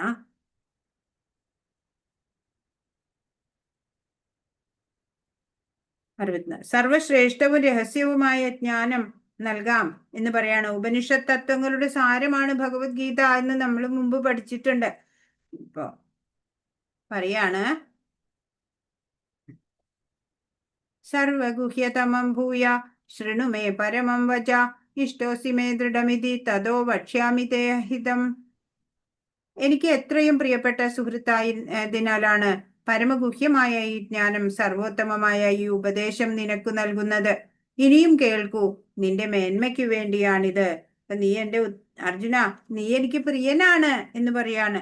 ഗുഹ്യതമമായ ജ്ഞാനം എന്നിൽ നിന്ന് കേൾക്കൂ, നിനക്ക് നന്മയുണ്ടാവും. അപ്പൊ അർജുനൻ യുദ്ധഭൂമിയില്, അല്ലെ? കൃഷ്ണൻ പറയാ, യഥേച്ഛസി തഥാ കുരു.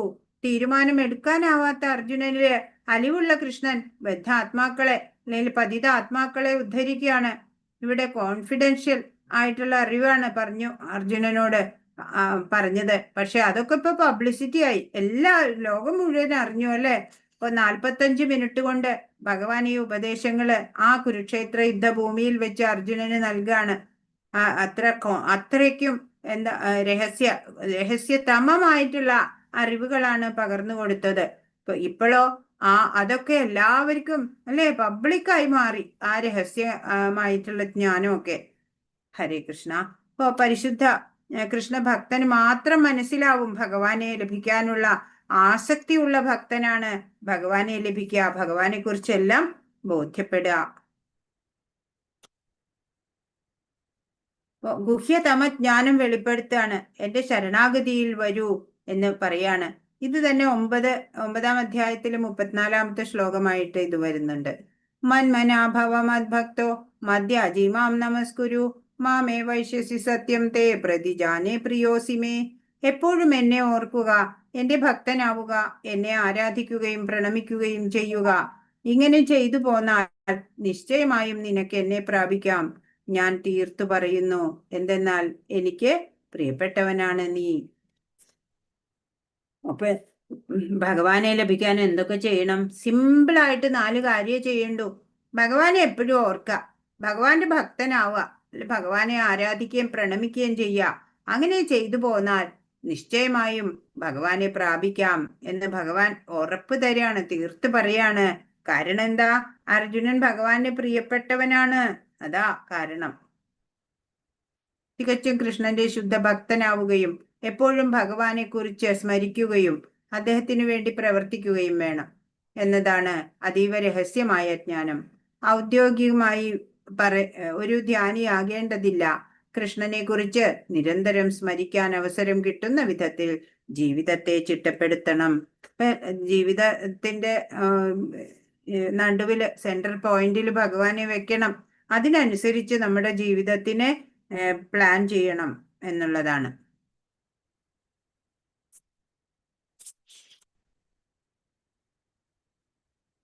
എന്റെ ശരണത്തിലെത്തിയ ആള് പരമഗതിയാണ് എന്നുള്ള പ്രധാന ശ്ലോകമാണ് 66. സർവധർമാൻ പരിത്യജ്യ മാമേകം ശരണം വ്രജ അഹം ത്വാം സർവപാപേഭ്യോ മോക്ഷയിഷ്യാമി മാ ശുച. സർവധർമ്മങ്ങളെയും ത്യജിച്ച് എന്നിൽ ശരണം തേടുക, ഞാൻ നിന്നെ സകല പാപ പ്രതികരണങ്ങളിൽ നിന്നും മോചിപ്പിക്കാം, ഭയപ്പെടേണ്ട പറയാണ് ഭഗവാൻ. എല്ലാ ധർമ്മങ്ങളെയും പരിത്യജിച്ചോളൂ. ഇപ്പോ ഏറ്റവും പ്രധാനമായ കാര്യം ഫൈനൽ ഇൻസ്ട്രക്ഷൻ നൽകുകയാണ് അല്ലെ. മന്മനാ ഭവമത് ഭക്തോ മദ്യാജി മാം നമസ്കുരു എന്നുള്ള ശ്ലോകമൊക്കെ പറഞ്ഞു. പിന്നെ എസെൻസ് ഓഫ് ഭഗവത്ഗീതയാണ് 66-ാമത്തെ ഈ ശ്ലോകം. ഇപ്പോ ഭഗവത്ഗീത ഇവിടെ അവസാനിക്കുകയാണ്. ഭഗവാന്റെ പ്രസന്നതയ്ക്ക് എന്തു ചെയ്യണോ അത് ചെയ്യുക, അല്ലാതുള്ളവ ഉപേക്ഷിക്കുക. ഇപ്പൊ സുപ്രീം മെയിൻറ്റെയിനർ പ്രഭു ശ്രീകൃഷ്ണനാണ്. എനിക്ക് ഡിസർവ് ചെയ്യുന്നത് ഭഗവാൻ നൽകുന്നു എന്ന ഒരു ഉറച്ച വിശ്വാസം ഉണ്ടാവുക, ഭഗവാൻ സംരക്ഷിക്കുമെന്ന ഉറപ്പുണ്ടാവുക. നമ്മെ സംരക്ഷിക്കാനുള്ള ഏറ്റവും ഉത്തമമായിട്ടുള്ള വഴി ഭഗവാൻ അറിയാം. പൂർണ്ണബോധത്തോടെ കൃഷ്ണന് ചെയ്യപ്പെടുന്ന ആ സേവനം തന്നെ ജ്ഞാനത്തിന്റെ അതിഗോപ്യമായ അംശം. ഇതാണ് ഭഗവത്ഗീതയുടെ കാതൽ. ഭഗവത്ഗീതയുടെ കാതൽ എന്താ? പൂർണ്ണബോധത്തോടെ കൃഷ്ണന് ചെയ്യപ്പെടുന്ന സേവനം തന്നെയാണ് ജ്ഞാനത്തിന്റെ അതിഗോപ്യമായ അംശം എന്നുള്ളതാണ് ഭഗവത്ഗീതയുടെ കാതൽ. മാശുച എന്ന പദപ്രയോഗം ഇവിടെ ശ്രദ്ധേയമാണ്. ഭയപ്പെടേണ്ട, ശങ്കിക്കേണ്ട, വിഷാദിക്കേണ്ട എന്നെല്ലാം ധ്വനിപ്പിക്കുന്നു ആ വാക്കുകൾ. എല്ലാ ധർമാനുഷ്ഠാനങ്ങളെയും ത്യജിച്ച് സ്വയം കൃഷ്ണന് സമർപ്പിക്കാവുന്നത് എങ്ങനെയാണ് എന്ന വ്യാകുലപ്പെടുന്നവരുണ്ടാവാം. വെറുതെയാണ് ആ മനസ്താപം, അതൊന്നും വേണ്ട. ഇപ്പോ എല്ലാ ധർമ്മങ്ങളെയും പരിത്യജിക്കുക, ഭഗവാന് സമർപ്പണം ചെയ്യുക, ആത്മ നിവേദനം ചെയ്യുക. ഒരു പുത്രനും പിതാവും ഉണ്ടെങ്കിൽ കുട്ടിക്ക് കംപ്ലീറ്റ് വിശ്വാസമാണ് അല്ലെ, പിതാവ് ഏത് സാഹചര്യത്തിലും എന്നെ രക്ഷിക്കും എന്ന്. അതുപോലെ ഭഗവാൻ നമ്മെ സംരക്ഷിക്കുമെന്നുള്ള ഒരു ഉറപ്പ് നമുക്ക് എപ്പോഴും ഉണ്ടാവുക. അപ്പൊ ഈ ജ്ഞാനം നേടുന്നവര് ആരാണ്? എല്ലാവർക്കും ഇത് ഉപദേശിക്കേണ്ടതില്ല എന്നുള്ളതാണ് ഇവിടെ 67-ാമത്തെ ശ്ലോകം. ഇതം തേ നാ തപസ്കായ നാ ഭക്തായ കഥാചന ന ച ശുശ്രൂഷവേ വാച്യം ന ച മാം യോഭ്യസൂയതി. പറയാണ്, തപസ്സോ ഭക്തിയോ ഇല്ലാത്തവർക്കും ഭക്തി സേവന കർമ്മത്തിൽ ഏർപ്പെടാത്തവർക്കും എന്നോട് അസൂയയുള്ളവർക്കും രഹസ്യമായ ഈ ജ്ഞാനം ഉപദേശിക്കരുത്. ഇപ്പോ തപസ് ഭക്തി ഒന്നും ഇല്ലാത്തവര് ഉണ്ടാവും അല്ലെ, അവർക്ക് ഉപദേശിക്കരുത്. ഭക്തി സേവന കർമ്മത്തിൽ ഏർപ്പെടാത്തവർക്കും അതുപോലെ ഭഗവാനോട് അസൂയയുള്ളവർക്കും രഹസ്യമായിട്ടുള്ള ഈ ജ്ഞാനം ഉപദേശിച്ചു കൊടുക്കേണ്ടതില്ല എന്ന് ഭഗവാൻ പറയാണ്. അവിശ്വാസികൾക്ക് ഭഗവത്ഗീതയെക്കുറിച്ചോ കൃഷ്ണനെ കുറിച്ചോ അറിവുണ്ടാക്കുക സാധ്യമല്ല തന്നെ. ആധികാരികതയുള്ള ഒരു ഉത്തമ ഭക്തനിൽ നിന്ന് കൃഷ്ണന്റെ യാഥാർത്ഥ്യം അറിയുന്നതിനു മുമ്പ് ആരും ഭഗവത്ഗീതയെ വ്യാഖ്യാനിക്കാൻ ശ്രമിക്കരുത്. അപ്പൊ കൃത്യമായിട്ട് ഗ്രഹിച്ചതിന് ശേഷം മാത്രം വ്യാഖ്യാനിക്കാൻ ശ്രമിക്കണം എന്ന് പറയാണ്. 68ാമത്തെ ശ്ലോകം. ആർക്കും ഉപദേശിക്കാം, ഉപദേശിക്കുന്നത് കൊണ്ട് എന്താ നേട്ടം? അതാ ഇവിടെ പറയണേ 68. യ ഇദം പരമം ഗുഹ്യം മദ്ഭക്തേഷു അഭിധാസ്യതി ഭക്തിം മയി പരാം കൃത്വാ മാമേ വൈശ്യത്യ സംശയം. പരമരഹസ്യമായ ഈ ജ്ഞാനത്തെ എന്റെ ഭക്തന്മാർക്ക് ഉപദേശിക്കുന്നവന് ശുദ്ധ ഭക്തിയുത സേവനം സുനിശ്ചിതമാണ്. അവസാനം അയാൾ എന്നിലേക്ക് തിരിച്ചെത്തുകയും ചെയ്യും. പരമ ഹൈലി കോൺഫിഡൻഷ്യൽ ആയിട്ടുള്ള അല്ലെ ഗുഹ്യതമമായിട്ടുള്ള ജ്ഞാനമാണ് ഭഗവാൻ ഭക്തർക്കായിട്ട് ഉപദേശിക്കുന്നത്. ഈ അറിവുണ്ടല്ലോ, ഇത് മറ്റ് ഭക്തന്മാർക്ക് ഉപദേശിച്ചു കൊടുക്കുന്ന ഒരാള് ശുദ്ധ ഭക്തിയുത സേവനം എന്നുള്ളത് അയാൾക്ക് സുനിശ്ചിതമായിട്ടും ലഭിക്കും. അവസാനോ അയാള് ഭഗവാനിലേക്ക് തിരിച്ചെത്തുകയും ചെയ്യും എന്നാണ്. അപ്പോ ഈ അറിവ് അല്ലെ, ഭഗവത്ഗീതയിലൂടെ നമുക്ക് ലഭിച്ച അറിവുണ്ടല്ലോ, അത് മറ്റുള്ളവർക്ക് പകർന്നു കൊടുക്കാൻ നമ്മൾ ശ്രദ്ധിക്കണം. അവിശ്വാസികൾക്ക് ഭഗവത്ഗീതയെക്കുറിച്ചോ കൃഷ്ണനെക്കുറിച്ചോ അറിവുണ്ടാക്കുക സാധ്യമല്ല തന്നെ. ആധികാരികതയുള്ള ഒരു ഉത്തമ ഭക്തനിൽ നിന്ന് കൃഷ്ണന്റെ യാഥാർത്ഥ്യം അറിയുന്നതിന് മുമ്പ് ആരും ഭഗവത്ഗീതയെ വ്യാഖ്യാനിക്കാൻ ശ്രമിക്കരുത്. ഇപ്പോ ഭഗവാന്റെ ശ്രേഷ്ഠതമമായിട്ടുള്ള പരമോന്നതമായിട്ടുള്ള നില, സ്റ്റാറ്റസ് കൃത്യമായിട്ട് അറിഞ്ഞതിന് ശേഷം വേണം ഭഗവത്ഗീതയെ വ്യാഖ്യാനിക്കേണ്ടത് എന്ന് പറയാണ്. യഥാർത്ഥ ഭക്തർക്ക് ഭഗവത്ഗീത ഉപദേശിക്കുന്നയാള് എനിക്കും ഏറ്റവും പ്രിയനാണ് എന്നാണ്. തസ്മാൻ മനുഷ്യേഷു കശ്ചിന്മേ പ്രിയകൃത്തമാ ഭവിദാന ചമേ തസ്മാദന്യപ്രിയതരോ ഭുവി. അങ്ങനെയുള്ള ഒരു ഭൃത്യനേക്കാൾ എനിക്ക് പ്രിയങ്കരനായിട്ട് ഈ ലോകത്തിൽ മറ്റൊരാളില്ല, ഇനി ഒരിക്കലും ഉണ്ടാവുകയുമില്ല. അപ്പോ ഭഗവാന്റെ പ്രിയനാവാൻ ഭഗവത്ഗീത പ്രചരിപ്പിക്കുക, അല്ലെ കൃഷ്ണജ്ഞാനം നൽകുക എല്ലാവർക്കും. ശ്രീല പ്രഭുപാദ് അത് ചെയ്യുന്നതിൽ വളരെ വിജയിച്ചു അല്ലെ. എല്ലാവരും പഠിക്കുക, പഠിപ്പിക്കുക, പരോപകാരം ചെയ്യുക, ഭഗവത്ഗീത ജീവിതത്തിന്റെ ഭാഗമാക്കുക. എന്തിനും ഭഗവാന്റെ അനുഗ്രഹം തന്നെ നമുക്ക് വേണം. ഇത് പഠിക്കുന്നവര് ജ്ഞാനയജ്ഞം ചെയ്യുന്നു എന്ന് പറയാണ് 70ാമത്തെ ശ്ലോകം. അധ്യേഷ്യതേ ചയ ഇമം ധർമ്മ്യം സംവാദമാ അവയോ ജ്ഞാനയജ്ഞേന തേനാഹമിഷ്ടസ്യാമിതി മേ മതി. നമ്മൾ തമ്മിൽ നടത്തുന്ന പാവനമായ ഈ സംഭാഷണം പഠിച്ചറിയുന്നവർ ബുദ്ധി കൊണ്ട് എന്നെ ആരാധിക്കുകയാണ് ചെയ്യുന്നതെന്ന് ഞാൻ പ്രഖ്യാപിക്കുന്നു. ഭഗവാൻ ഡിക്ലെയർ ചെയ്യണത് എന്താ? ഇപ്പൊ കൃഷ്ണ അർജുനന്മാര് തമ്മിൽ നടന്ന ആ പാവനമായ സംഭാഷണം ഉണ്ടല്ലോ, അത് പഠിച്ച് മനസ്സിലാക്കുന്നവര് ബുദ്ധി കൊണ്ട് എന്നെ ആരാധിക്കുകയാണ് ചെയ്യുന്നതെന്ന് ഞാൻ പ്രഖ്യാപിക്കുന്നു എന്നാ പറയണേ. അപ്പൊ നമ്മൾ എങ്ങനെയാ വർഷിപ്പ് ചെയ്യാ? പൂവ്, ധൂപം, ദീപം മാത്രല്ല, പഞ്ചരാത്ര വിധിക്ക് വേണ്ടുന്നതെല്ലാം ചെയ്യും അല്ലെ. ഭഗവത്ഗീത പഠിക്കുക, അങ്ങനെ ഭഗവാനെ ബുദ്ധി കൊണ്ട് ആരാധിക്കുക തന്നെയാണ് നമ്മൾ ചെയ്യണത്. മധ്യാജി എന്നെ ആരാധിക്കുക, അപ്പൊ പഠിക്കുക, പഠിപ്പിക്കുക അല്ലെ. അപ്പോഴാണ് സ്വധാമ ടിക്കറ്റ് നമ്മുടെ കയ്യിൽ വന്നു ചേരുക.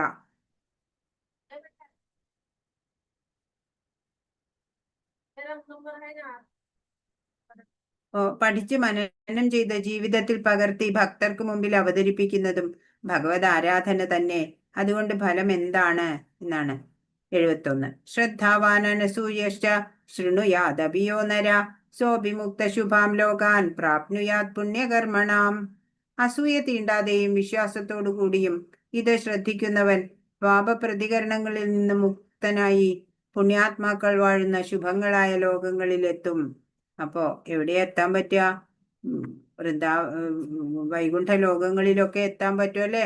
അസൂയയില്ലാതെ വിശ്വാസത്തോട് കൂടിയിട്ട് ഇത് ശ്രദ്ധിക്കുക. പാപപ്രതികരണങ്ങളിൽ നിന്നൊക്കെ അപ്പൊ മുക്തനാവും എന്ന് പറയാണ്. അപ്പൊ ഭഗവത്ഗീത കേൾക്കുന്നത് കൊണ്ട് തന്നെ പുണ്യമാണ്. അല്ലെ? ഗീതാ വിദ്യാർത്ഥി എന്ന നിലയിൽ നമ്മൾ പഠിച്ച അറിവ് മറ്റുള്ളവർക്കും നൽകണം. എല്ലാവരും ഗീതാജ്ഞാനം ആർജിക്കണം. ഭഗവാനെ പരമദിവ്യോത്തമ പുരുഷനായി അംഗീകരിക്കുന്നവർക്ക് പൂർണ്ണ ഫലം ലഭിക്കും. പാപമൊഴിഞ്ഞ് ഉപരിലോകങ്ങളിലെത്താൻ യോഗ്യത നേടുന്നു. കൃഷ്ണാവബോധത്തിലെ ആഴത്തിൽ പ്രവർത്തിക്കാത്തവർക്ക് ധ്രുവലോകം വരെ എല്ലാം എത്താൻ പറ്റും. പക്ഷെ ധാരാളം യജ്ഞം ഒക്കെ ചെയ്ത് ഉപരിഗ്രഹങ്ങളിലൊക്കെ എൻജോയ് ചെയ്യാൻ പറ്റും. പക്ഷെ വീണ്ടും ഭൂമിയിൽ തന്നെ വന്ന് ജനിക്കേണ്ടതായിട്ട് വരും.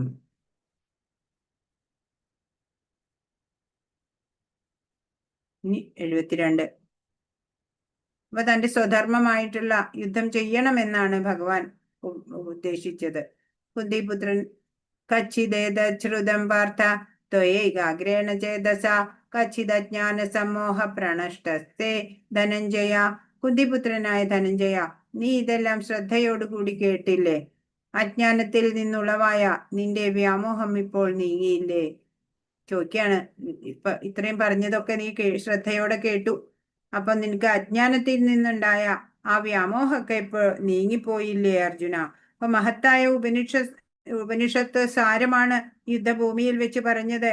അപ്പോ പാപബോധം, അജ്ഞാനത്തിൽ ഉണ്ടായതൊക്കെ നീങ്ങിയിരിക്കുകയാണ് അല്ലേ? അപ്പൊ ഭഗവത്ഗീത പഠിക്കുന്നതിന്റെ പ്രീച്ചിങ്ങിന്റെ ഒക്കെ പ്രാധാന്യം അതൊക്കെ നമ്മൾ മനസ്സിലാക്കി ഏത് തരത്തിലും ഭക്തനെ ഭഗവാൻ സഹായിക്കും.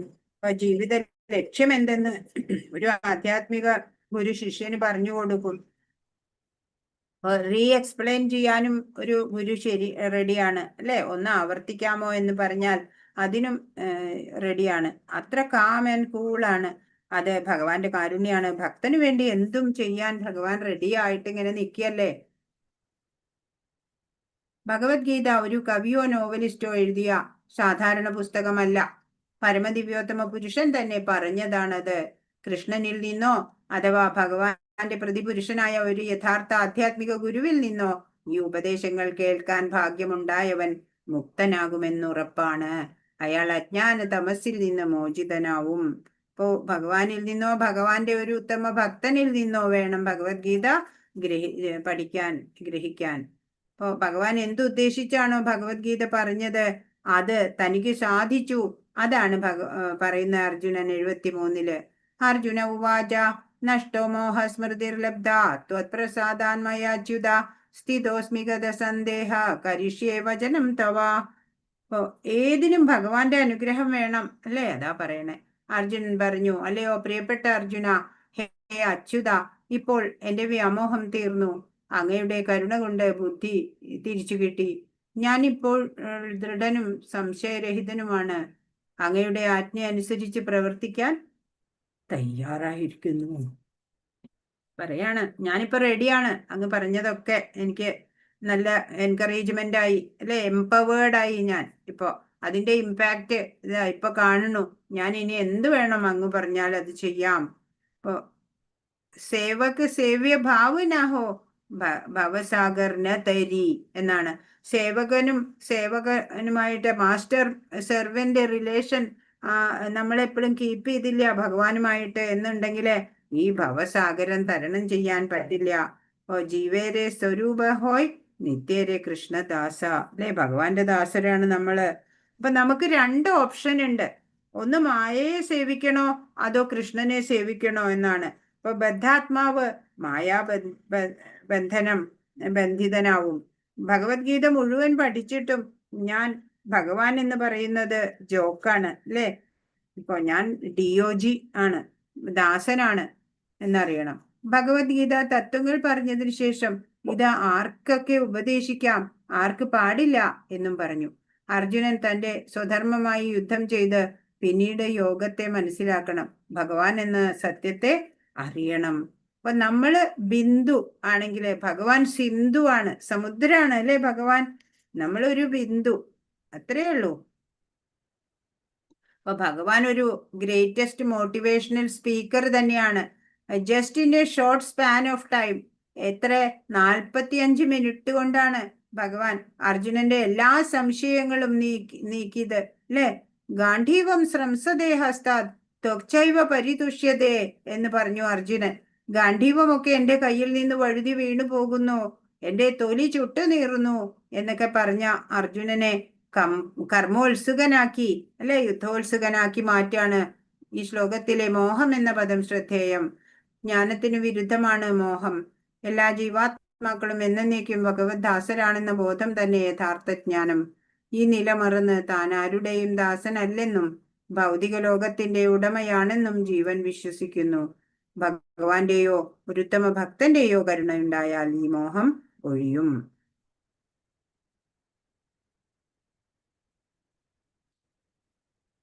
സഞ്ജയന്റെ വാക്കുകളിലൂടെ ഭഗവത്ഗീത ധൃതരാഷ്ട്രർ ശ്രവിച്ചു. ഇപ്പോൾ സംഹരിക്കുന്നതും സഞ്ജയനാണ്, അല്ലെ. ആദ്യം സഞ്ജയനോട് ചോദിക്കുകയാണ് ധൃതരാഷ്ട്രര്, എന്താണ് എന്റെ മക്കളും പാണ്ഡുപുത്രരും അവിടെ ചെയ്തത് എന്ന്. അതിനുശേഷം എല്ലാ കാര്യങ്ങളും വിവരിച്ചു കൊടുത്തുകൊണ്ടിരുന്നു സഞ്ജയൻ.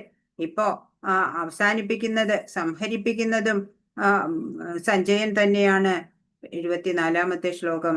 സഞ്ജയ ഉവാച ഇത്യഹം വാസുദേവസ്യ പാർത്ഥസ്യ ച മഹാത്മന സംവാദമിമമശ്രൗഷമദ്ഭുതം രോമഹർഷണം. സഞ്ജയൻ പറഞ്ഞു, ഇപ്രകാരം മഹാത്മാക്കളായ കൃഷ്ണാർജുനന്മാർ തമ്മിൽ നടന്ന ഈ സംഭാഷണം ഞാൻ കേട്ടു. അത്ഭുതകരമായ സന്ദേശം എന്നെ കോൾമയിർക്കൊള്ളിക്കുന്നു. ഇപ്പൊ മഹാത്മാക്കളാണ് കൃഷ്ണാർജുനന്മാര്. അവര് തമ്മിൽ നടന്ന സംഭാഷണവും ഞാൻ കേട്ടു. അത്ഭുതകരമായ സന്ദേശം എന്നെ കോൾമയിർക്കൊള്ളിക്കുന്നു എന്ന് സഞ്ജയൻ പറയാണ്. രസകരമായ അനുഭവമായിരുന്നു സഞ്ജയന്. ധൃതരാഷ്ട്രര് ഗീതാ തത്വം അറിയാൻ ആഗ്രഹിച്ചില്ല. സഞ്ജയനിലൂടെ കേട്ട ആ ഭഗവത്ഗീതയുടെ മഹത്വം, അല്ലെ. അപ്പൊ സഞ്ജയന് ഭഗവത്ഗീത ശ്രവണം എന്ത് ഇമ്പാക്റ്റ് ആണ് ഉണ്ടാക്കിയത്? 1-ാമത്തെ ശ്ലോകത്തിൽ ധൃതരാഷ്ട്രരുടെ ചോദ്യമുണ്ട്, അല്ലെ. ഉത്തരമായിട്ട് സഞ്ജയൻ പറയുന്നുണ്ട്, യുദ്ധത്തിൽ പങ്കെടുക്കാത്ത തനിക്ക് എങ്ങനെ ഭഗവത്ഗീത കേൾക്കാൻ കഴിഞ്ഞു? അതാ 75-ാമത്തെ ശ്ലോകം. വ്യാസപ്രസാദാശ്രുതവാൻ ഏതദ് ഗുഹ്യതമഹംബരം യോഗം യോഗേശ്വരാത് കൃഷ്ണാൽ സാക്ഷാത് കഥയത സ്വയം. യോഗേശ്വരനായ കൃഷ്ണൻ തന്നെ അർജുനന് പരമരഹസ്യമായ ഈ യോഗം ഉപദേശിച്ചത് വ്യാസദേവന്റെ അനുഗ്രഹത്താൽ എനിക്ക് നേരിട്ട് കേൾക്കാൻ ഇടവന്നു. അപ്പോ കൃഷ്ണൻ, ഭഗവാൻ യോഗേശ്വരനാണ്. അർജുനന് പരമരഹസ്യങ്ങളായ ഈ യോഗം ഉപദേശിച്ചത് ഭഗവാന്റെ അനുഗ്രഹത്താല് എനിക്കും നേരിട്ട് കേൾക്കാൻ ഇടവന്നു എന്ന് കൃതജ്ഞതയോടെ പറയാണ്. സഞ്ജയന്റെ ആധ്യാത്മിക ഗുരുവാണ് വ്യാസൻ. ഭഗവാനെ തനിക്ക് അറിയാൻ സാധിച്ചത് വ്യാസപ്രസാദം കൊണ്ടാണെന്ന് സഞ്ജയൻ സമ്മതിക്കുന്നു. കൃഷ്ണനെ കുറിച്ച് ജ്ഞാനം നേടേണ്ടത് നേരിട്ടല്ല, ഗുരുവിലൂടെയാണെന്ന് ഇതിൽ നിന്ന് വ്യക്തമാക്കാം.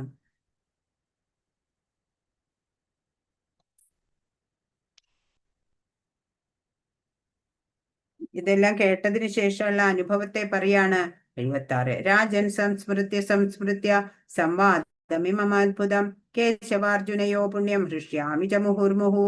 പറയാണ്, കൃഷ്ണാർജുനന്മാരുടെ അത്ഭുതകരമായ ഈ പുണ്യ സംവാദം വീണ്ടും വീണ്ടും ഓർത്തോർത്ത് ഞാൻ അനുനിമിഷം ആനന്ദ പുളകിതനാകുന്നു രാജാവേ. കൃഷ്ണാർജുനന്മാര് തമ്മിൽ നടന്ന അത്ഭുതകരമായ പുണ്യ സംവാദം ഞാൻ വീണ്ടും വീണ്ടും ഓർക്കുകയാണ് രാജാവേ. ഓർത്തിട്ട് അനുനിമിഷം ആനന്ദ പുളകിതനാവുകയാണ് എന്ന്. അതീന്ദ്രിയമായ ഒരു അവസ്ഥയാണ് എന്ന് പറയാണ്. വീണ്ടും വീണ്ടും മനനം ചെയ്ത് ആനന്ദിക്കാൻ കഴിയണം എന്ന് കാണിക്കാണ്. മുഴുവൻ സംവാദവും സഞ്ജയൻ കേട്ടു. അത്ഭുത പരതന്ത്രനായി. സ്പിരിച്വൽ പ്ലാറ്റ്ഫോമിലുള്ള സംവാദമായിരുന്നു. മെറ്റീരിയൽ മൈൻഡ് ആൻഡ് ഇന്റലിജൻസ് കൊണ്ട് മനസ്സിലാക്കാനാവില്ല. ശ്രീല പ്രഭുപാദിന്റെ ഭാവാർത്ഥത്തിലൂടെ നമുക്കത് മനസ്സിലാക്കാൻ സാധിച്ചു. എസൻസ് ഓഫ് ഗീതയാണ്, അല്ലെ, ഭക്തി. മന്മനാ ഭവമത് ഭക്തോ മദ്യാജീമാം നമസ്കുരു. ഭക്തിയുത സേവനം എപ്പോഴും സന്തോഷം നൽകുന്നതാണ്. ഭൗതികതയോ ദുഃഖദായകമാണ് എന്നറിയണം. വീണ്ടും വീണ്ടും തനിക്ക് ആനന്ദം ഉണ്ടാവുന്നു എന്ന് എക്സൈറ്റഡ് ആയിട്ട് പറയാണ്. 77-ാമത്തെ ശ്ലോകം. തച്ഛ സംസ്മൃത്യ രൂപമത്യദ്ഭുതം ഹരേ വിസ്മയോ മേ മഹാൻ രാജൻ ഹൃഷ്യാമി ച പുനഃ. അല്ലയോ രാജാവേ, കൃഷ്ണന്റെ അത്ഭുതാവഹമായ ആ രൂപം ഓർക്കും തോറും എനിക്ക് വിസ്മയം വർദ്ധിക്കുന്നു, വീണ്ടും വീണ്ടും സന്തോഷമുണ്ടാകുന്നു. പറയാണ്, അല്ലയോ രാജാവേ, ആ ഭഗവാന്റെ അത്ഭുതാവഹമായ രൂപം ഓർക്കും തോറും എനിക്ക് വിസ്മയം ഉണ്ടാവണു, വീണ്ടും വീണ്ടും ശരീരത്തോട് ചേർക്കാൻ തോന്നുന്നു എന്നാണ് പറയാ. അപ്പൊ വീണ്ടും വീണ്ടും തനിക്ക് ആനന്ദ അനുഭവം ഉണ്ടായത് പറയാണ്. എന്റെ കൺമുമ്പിൽ ഇപ്പോഴും കാണണോ, സത്യാവസ്ഥയിലെത്തിയ ഒരു സാധകന്റെ ലെവലാണ് സഞ്ജയന്. അത്യത്ഭുത രൂപമാണ് വിശ്വരൂപം. വ്യാസശിഷ്യൻ എന്ന യോഗ്യതയായിരുന്നു സഞ്ജയന്. വ്യാസദേവൻ ശക്തി ആവേശ അവതാരമാണ് ഭഗവാന്റെ. അപ്പൊ നമുക്ക് എന്ത് യോഗ്യതയുണ്ട് അല്ലെ? ഭക്തിയുത സേവനത്തിന്, ഭഗവത്ഗീതയ്ക്ക് ഒക്കെ നമ്മുടെ ഗുരുവിന്റെയും ഭഗവാന്റെയും ഒക്കെ കരുണ, അത് തന്നെയാണ് നമുക്ക് ആവശ്യം. ഇപ്പൊ ശ്രീല പ്രഭുപാദിന്റെ കരുണ കൊണ്ട് നമ്മള് ഭഗവത് അംശമാണെന്നും ഭഗവത് സേവനമാണ് നമ്മുടെ കർത്തവ്യമെന്നും എല്ലാം നമ്മള് മനസ്സിലാക്കി. ഓ ഹരേ കൃഷ്ണ മഹാമന്ത്ര മിറാക്കുലസ് ആണ് അല്ലെ?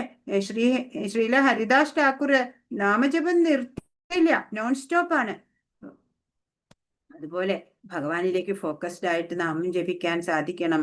പുരോഗതി കൈവരിക്കാൻ നമുക്ക് പറ്റണം ആത്മീയതയില്. അപ്പൊ ഭഗവാന്റെ വിശ്വരൂപം കണ്ടിട്ട് മതിയാവുന്നില്ല സഞ്ജയന്. ആർക്കാണ് ഗുരുവായൂരപ്പനെ ദർശിച്ച് മതിയായിട്ടുള്ളത്?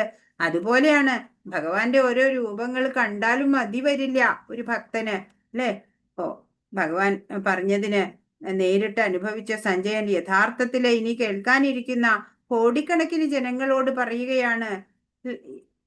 എന്താ പറയണേ 78ാമത്തെ ശ്ലോകത്തില്?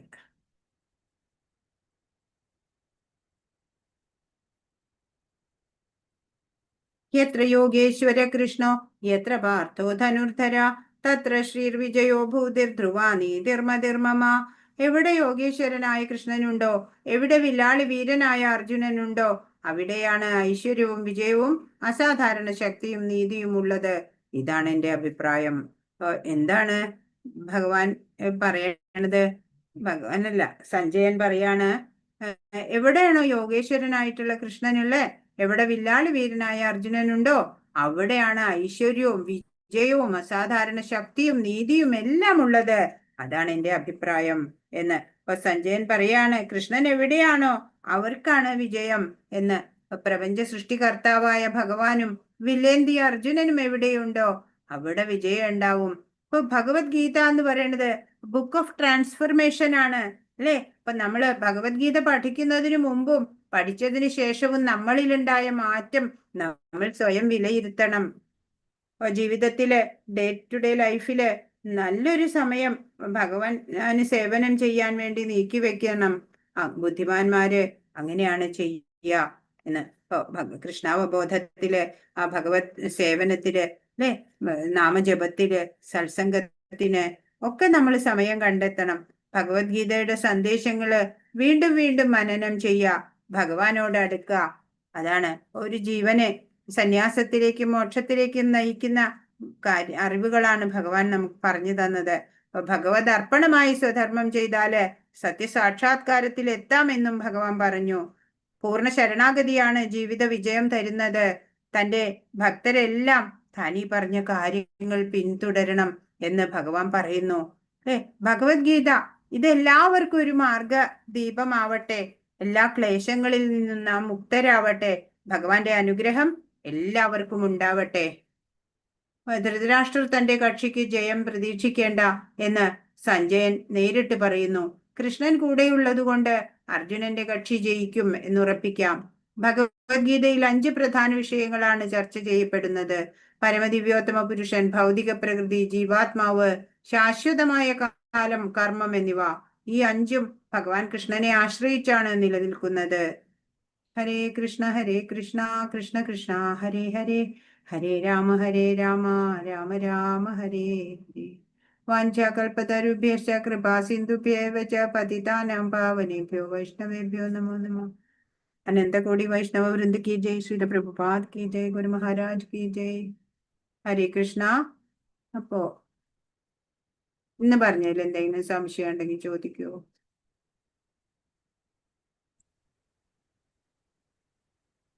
ഹരേ കൃഷ്ണ. നമ്മള് ഭഗവത്ഗീത പഠിച്ചു കഴിഞ്ഞു അല്ലേ? ഹരേ കൃഷ്ണ. ചോദ്യോത്തരങ്ങൾ നോക്കിക്കോളൂ, എഴുതി വായിക്കും.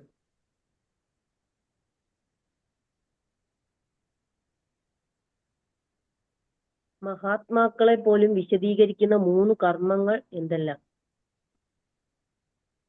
യജ്ഞം, വിശുദ്ധീകരിക്കുക. ആ ആ അതെ വിശദീകരിക്കുന്ന യജ്ഞം, ദാനം, തപസ്.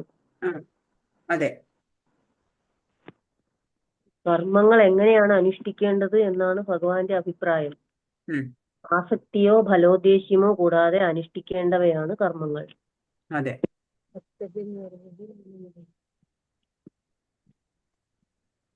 ഈ 3 ഗുണത്തിലുള്ള ത്യാഗത്തെ കുറിച്ച് പറയുക. ഉം, നിയത കർമ്മങ്ങൾ ഒരിക്കലും ഉപേക്ഷിച്ചുകൂടാ. വ്യാമോഹം കൊണ്ട് അങ്ങനെ ചെയ്യുന്നുവെങ്കിൽ ആ ത്യാഗം തമോ ഗുണത്തിലുള്ളതാണ്. ഉം, നിയത കർമ്മങ്ങൾ ക്ലേശകരം എന്ന് വെച്ചോ ബുദ്ധിമുട്ടായി കണക്കാക്കിയോ ചെയ്യാതെ വിടുന്നത് രാജസമായ ത്യാഗമാണ്. ഉം. ഭൗതിക സംഘരഹിതനായും ഫലമുദ്ദേശിക്കാതെയും തന്റെ കർത്തവ്യമാണെന്ന് മാത്രം കരുതി വിധിക്കപ്പെട്ട കർമ്മം ചെയ്യുന്നത് സാത്വികമായ ത്യാഗമാണ്. ഉം, ഉം. അനിഷ്ടം, ഇഷ്ടം, മിശ്രം എന്താണ്? ത്യാഗികളല്ലാത്തവർക്ക് മരണാനന്തരം അനുഭവിക്കേണ്ടി വരുന്ന കർമ്മഫലങ്ങളാണ് അനിഷ്ടം, ഇഷ്ടം, മിശ്രം. അനിഷ്ടം എന്ന് വെച്ചാൽ പാപമാണ്, ഇഷ്ടം എന്ന് വെച്ചാൽ പുണ്യമാണ്, മിശ്രം എന്ന് വെച്ചാൽ രണ്ടിന്റെയും കൂടി. അതൊന്നുകൂടി പറയോ? അനിഷ്ടം എന്ന് പറഞ്ഞാൽ പാപകർമ്മങ്ങള്, പാപം അനിഷ്ടം എന്നവിടെ പറയുന്നത്. ഇഷ്ടം എന്ന് പറയുന്നത് പുണ്യകർമ്മങ്ങളാണ്, പുണ്യകർമ്മങ്ങള്. മിശ്രം നമുക്കറിയാം അല്ലെ, രണ്ടും കൂടി മിക്സപ്പ് ആയത്.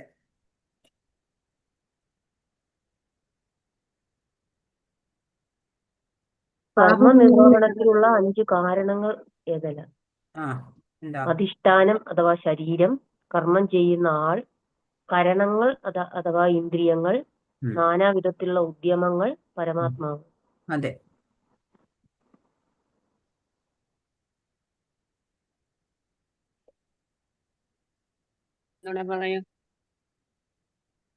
അധിഷ്ഠാനം 5-മത്തെ അല്ലേ? അധിഷ്ഠാനം അല്ലെങ്കിൽ ശരീരം, കർമ്മം ചെയ്യുന്ന ആൾ, കരണങ്ങൾ അല്ലെങ്കിൽ ഇന്ദ്രിയങ്ങൾ, നാനാവിധത്തിലുള്ള ഉദ്യമങ്ങൾ, പരമാത്മാവ്.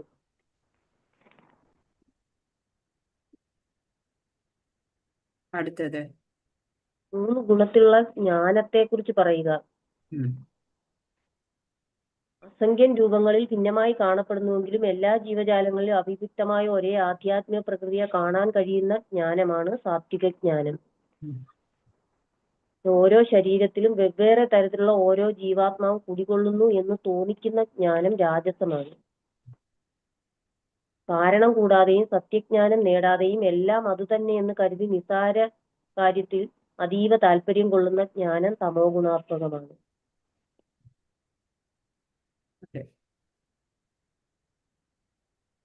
3 ഗുണത്തിലുള്ള കർമ്മം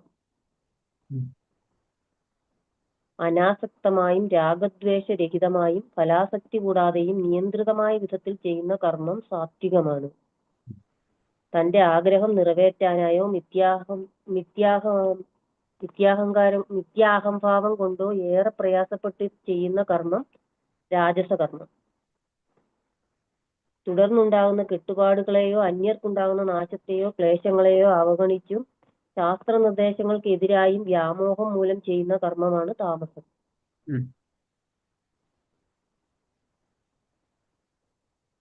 മൂന്ന് ഗുണത്തിലുള്ള കർത്താവ് ഭൗതിക പ്രകൃതിയുടെ ത്രിഗുണങ്ങളുമായി ബന്ധപ്പെടാതെ മിഥ്യാഹങ്കാരം ത്യജിച്ചും സ്ഥിരനിശ്ചയത്തോടും ഉത്സാഹത്തോടും കൂടിയും ജയാപജയങ്ങൾ അക്ഷോഭ്യനായും പ്രവർത്തിക്കുന്നവൻ സാത്വികൻ.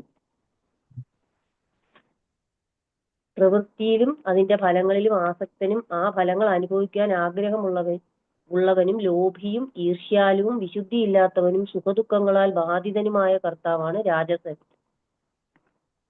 ശാസ്ത്രനിഷിദ്ധങ്ങളായ കർമ്മങ്ങളിൽ ഏർപ്പെടുന്നവനും ഭൗതികവാദിയും ദുർവാശിക്കാരനും ചതിയനും മറ്റുള്ളവരെ അപമാനിക്കുന്നതിൽ സമർത്ഥനും അലസനും ദുഃഖിതനും കർത്തവ്യം നീട്ടിവെച്ചുകൊണ്ടിരിക്കുന്നവനുമായ ഒരാളെ താമസൻ എന്ന് പറയും.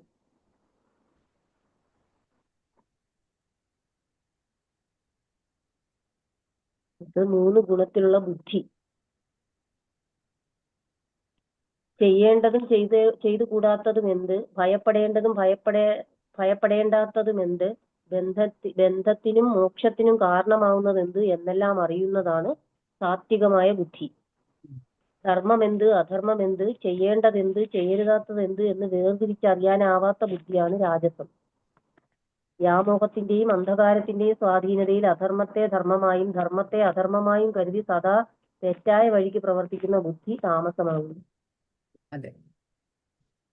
ആവ്യഭിചാരിണ്യ എന്ന വാക്കുകൊണ്ട് എന്താണ് ഉദ്ദേശിക്കുന്നത്? കൃഷ്ണാവബോധത്തിൽ മുഴുകിയവരെ മറ്റു പ്രവൃത്തികൾ ഒരിക്കലും അതിൽ നിന്ന് വ്യതിചലിപ്പിക്കില്ല എന്ന്. ഉം.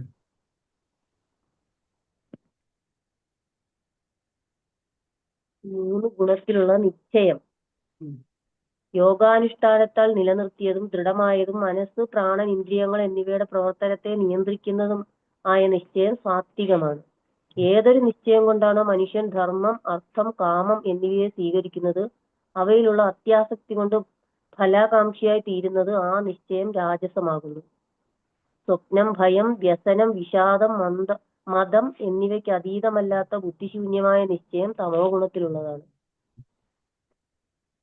3 ഗുണത്തിലുള്ള സുഖം.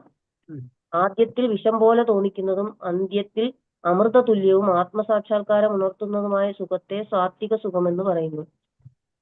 ഇന്ദ്രിയങ്ങൾ വിഷയങ്ങളോട് ചേരുമ്പോൾ ഉളവാകുന്ന സുഖം തുടക്കത്തിൽ അമൃത തുല്യമെങ്കിലും ഒടുവിൽ വിഷപ്രായമാവും. ഇത് രാജസമായ സുഖമാണ്. ആത്മദർശനത്തെ സംബന്ധിച്ചിടത്തോളം അന്ധവും ആദ്യം മുതൽ അവസാനം വരെ വ്യാമോഹഭരിതവും നിദ്ര, ആലസ്യം, പ്രമാദം എന്നിവയിൽ നിന്നുണ്ടാകുന്നതുമായ സുഖമാണ് താമസം. 13. ബ്രാഹ്മണരുടെ പ്രവൃത്തികളുടെ ഗുണവിശേഷങ്ങൾ ഏതെല്ലാം? ശാന്തത, ആത്മസംയമനം, തപസ്, വിശുദ്ധി, ക്ഷമ, സത്യസന്ധത, ജ്ഞാനം, വിജ്ഞാനം, ആസ്തിക്യം.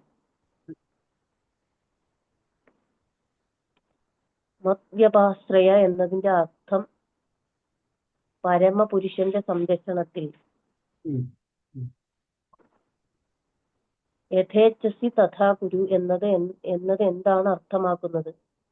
ഹിതമെന്ന് തോന്നുന്നത് ചെയ്യുക. ഭഗവത്ഗീതയുടെ കാതൽ.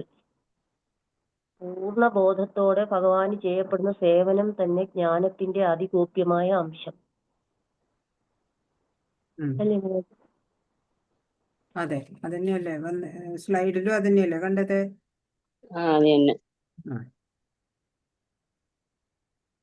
എങ്ങനെയുള്ളവർക്ക് ഈ ജ്ഞാനം ഉപദേശിക്കരുതെന്നാണ് ഭഗവാൻ പറയുന്നത്? തപസ്സോ ഭക്തിയോ ഇല്ലാത്തവർക്കും ഭക്തിസേവന കർമ്മത്തിൽ ഏർപ്പെടാത്തവർക്കും ഭഗവാനോട് അസൂയ ഉള്ളവർക്കും ഈ ജ്ഞാനം ഉപദേശിക്കരുതെന്നാണ് ഭഗവാൻ പറയുന്നത്. അതെ. കൃഷ്ണനെ കുറിച്ചുള്ള ജ്ഞാനം നേടേണ്ടത് എങ്ങനെ? ആധ്യാത്മിക ഗുരുവിൽ നിന്ന്. അതെ. ഹരേ കൃഷ്ണ.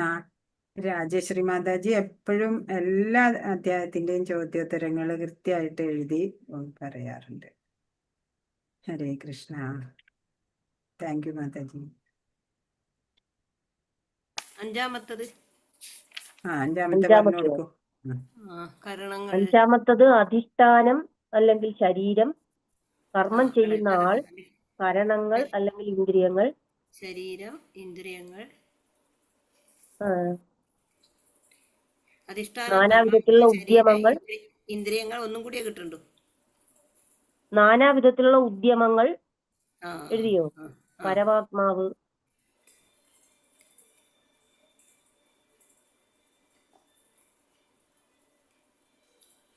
ഞാൻ എഴുതിയെന്തെന്ന്, കരണങ്ങൾ, നാനാവിധത്തിലുള്ള ഉദ്യമങ്ങൾ, പരമാത്മാവ് എന്നിവയാണ് കർമ്മത്തിന്റെ 5 ഘടകങ്ങൾ.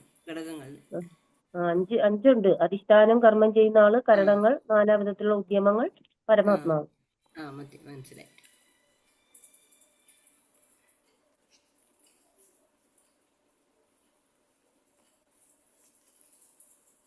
എഴുതി.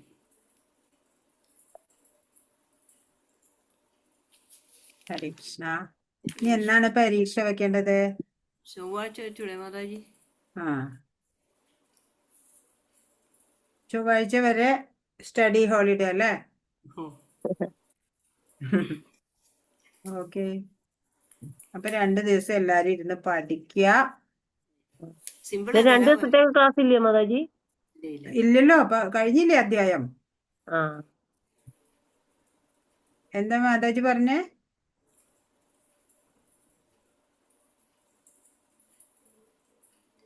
ഞാനാണോ മാതാജി? ആരോ എന്തോ ഇടയ്ക്ക് പറഞ്ഞു എന്ന് തോന്നുന്നു.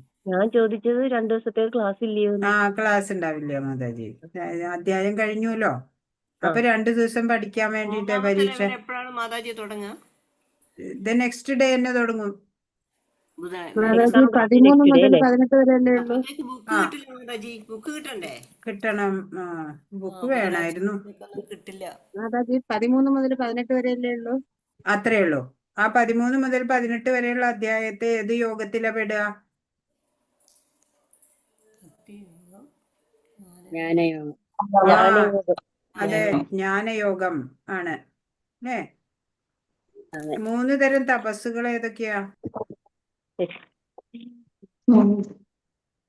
BMW പഠിച്ചിട്ടില്ലേ?